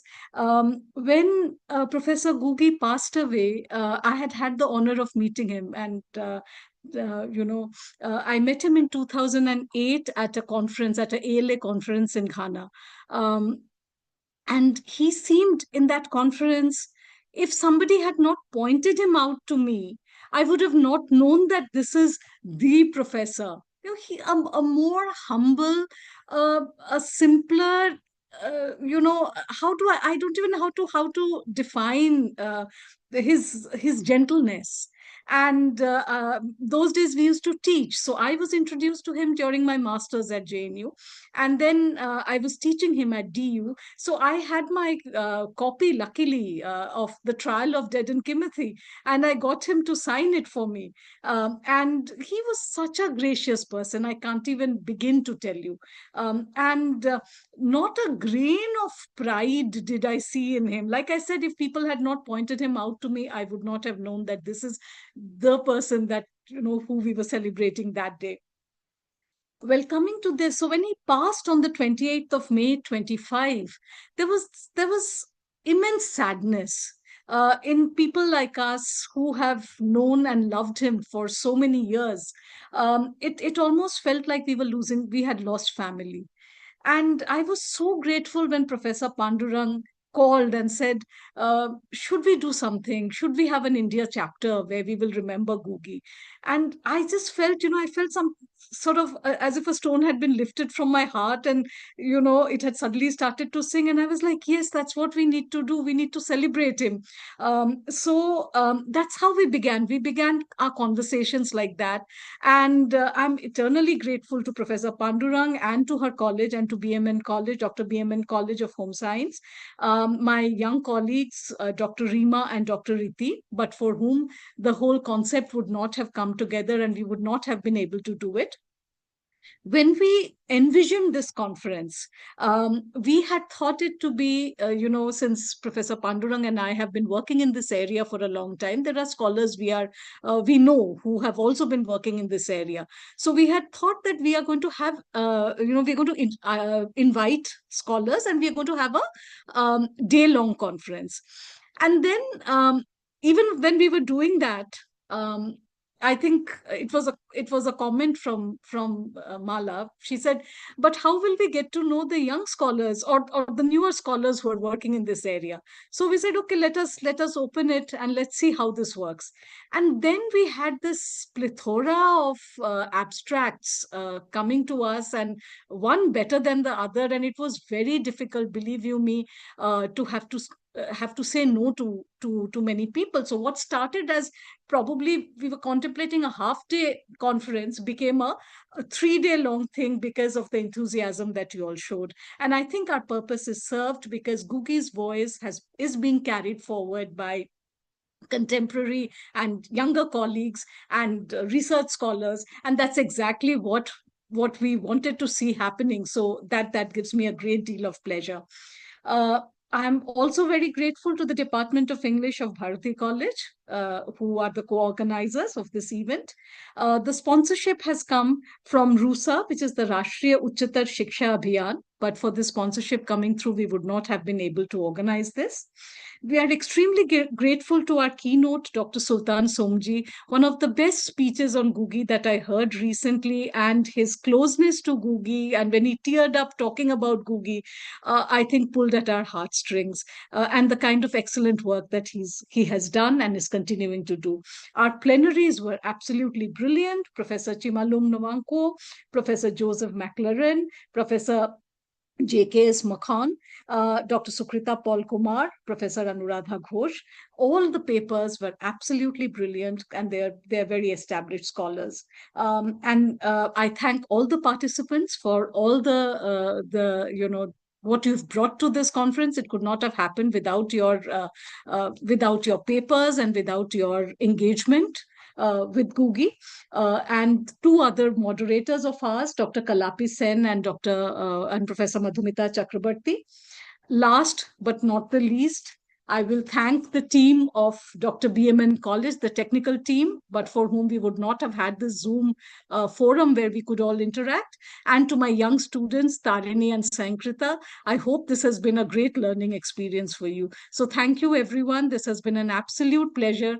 And let us keep the conversation going. About the publications, we will keep you posted. Thank you so much. Over to you, Mala.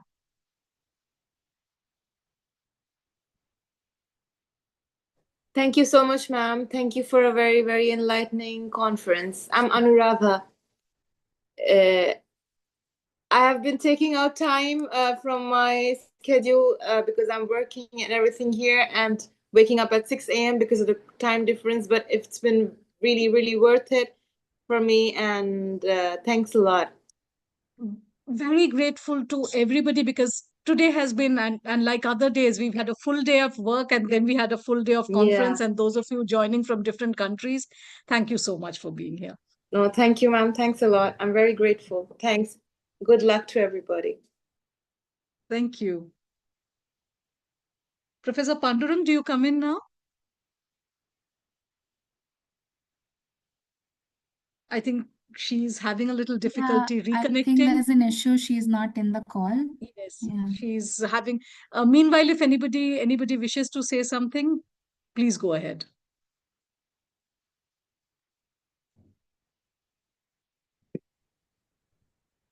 Thank you, Dr. Sen. Same to same. Since you have also Thank you, ma'am, been, for such a wonderful conference. Though I had a little time to present my paper, but it was such an enlightening conference on the topic, and I enjoyed all the sessions. Thank you. Thank you for being here. You're welcome. Dr. Sen, I Thank was you for saying this opportunity, ma'am. Thank you also- so much. You're welcome, Rituraj. Absolute pleasure. Yeah, Dr. Sen, since you have also been a part of ALA, why can't we host one ALA in India? I won't be able to do that alone, of course. Sorry, Kalapi, you're saying something. I'm losing you. Yes. Yes, you have also been a part of the ALA. I have also been a part of the ALA.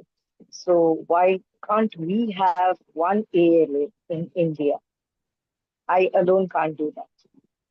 I don't hold that portfolio. So can we think of one African Literature Association annual conference being organized sometime, somewhere in future, maybe 5 years later or something, in India? Yeah, sure. Hi, ma'am. I'm sorry. Please. Yeah, Please go ahead. So to answer Kolapi, we had started. We do have a couple of associations where we've been doing African studies for years. But you're right, Kolapi. I think we need to broaden our, the organizational strength needs to very definitely broaden. And a suggestion well taken. Let us do it. Ma'am, Yes, I because I request you all to take the lead on this, and we are there as your advisors, or because in whichever the fact capacity is you want that us it to is be. definitely the place for African literature scholars and researchers and all. But the fact is that very few people can actually reach those places in the Western world and the other continents, especially America and all. But when in 2015 I was talking to the organizers about the various procedures and all, and I realized that I personally don't hold that portfolio, of course, but it can be done, especially from Delhi or Maharashtra or Mumbai, especially. It can be done uh, on that basis, basically. So we can just carry this forward and welcome the African Literature Association to India once. Yeah, I wanted to just say, because I am a part of the Association of Indian Studies in India in Spain, and yeah, I'm in agreement with Kolapi. Maybe we could make something like that. And if we need like an idea or something, I could see similar associations on India that are abroad, and we could map it on that. And like Nandini ma'am said, that we have associations or seminars being organized, but we could be something more specific if we had like a team of 30 people presenting for these 3 days. We could maybe make something on post-coloniality or intersections on various things, double marginalization, many things. Like African literature is very broad, and also nowadays there are a lot of things like music. For example, Afrobeats is a very, very important famous genre of music that we have, and it's not just about the books anymore, and the books of a certain time, and also not just Chinua Achebe and Ngũgĩ wa Thiong'o and Francis Fanon, and then there's also the diaspora, because if you look at Ireland and many other countries that facilitated immigration from Nigeria and all these countries, so there is like a lot of variation of literature and or media or anything for that matter. And I think an association would be really, really nice. It could be something more general, like we have in Spain. It's a very general association. It can be anything from India, as long as it's quality research. But I think what we could work on more is post-coloniality, because that is something that is relatable to the Indian subcontinent as well, and people who have formed as professors in the last few decades have worked on that. Or we can think about it. I really like the idea, and I honestly would like to work for it if we make a team, and I would like to dedicate time. Yes, it's nice and important for that matter, because the global South-South dialogue Get started. amazing. Yeah. I can assure you my cooperation whenever and wherever you need it, and in whichever form. So we are there, but I'd like our younger colleagues to get started on it. And of course, we are all going to be there helping you and take it forward. So Thank yes, you. we do need, we absolutely need. So I think these are the good things that can come out. And this is where a conference should be headed, where we interact and we talk and we try and, do things which are close to our heart. So yes, Kolapi, you saying something? I think more than, sorry, I think No, more I than think being it's my close. smartphone. I think more than being important, it's also, I would say, living abroad, living in Europe or many countries that could be easily very Eurocentric, there is very little known, and there is a lot of homogenization. And how Shivamanda Dishi said that there's a lot of like this danger of a single story when it comes to the entire global South. Like people have certain belief systems or visions that they basically just form by watching TV, and the TV only selects the dirt and the poor and all of this from these countries, and does not show people who are basically in liminal spaces. So I think on those terms it's very, very important. With my own personal experience, like for example, we are all like educated Indian people, and people like me or people like us are really not known in average in academia. Yes, in average. So an association like that would be nice, because if we start working like even if we have one conference every year or once every 2 years in the beginning, and then later we get in contact with associations in Africa. I have done my MPhil in European and Latin American studies, and I lived in Latin America for 5 years. So the entire global South, we have the same things to work on a certain level. In the global 4, we have the same struggles, and we have the same experiences in the past. Of course, different subjectivities, but I think it's a very good idea. I don't know, Kalapi or anybody else, if you would like to write to me, I'm in the group, and maybe we could get started. It would take a long time to organize everything. So Yes, this sounds absolutely great. And like I said, I'm all there. So just get started. Where in Latin America were you? Ma'am, I worked at a university, at a public university for a year in Colombia, Cali, and then I lived in Medellin for a year and a half or I think 2 years. I was worked as asking a because I was in Brazil last year, and yes, our Oh, concerns are so similar. I was giving a similar. series of lectures there. Yes. So I have lived in Mexico and Colombia, these 2 countries, for a span of wow. 5 years. Yes. Yes, I Amazing. speak So Spanish yeah, great. fluently. It's been. I'm really sorry, but we'll have to close this meeting. My Yes, I colleague seems to understand. be having a lot of problem joining in. She wishes Professor Mala Pandurang wishes each one of you the very best, and she's having some major difficulty in joining. So like I said, our group is open, and we are there.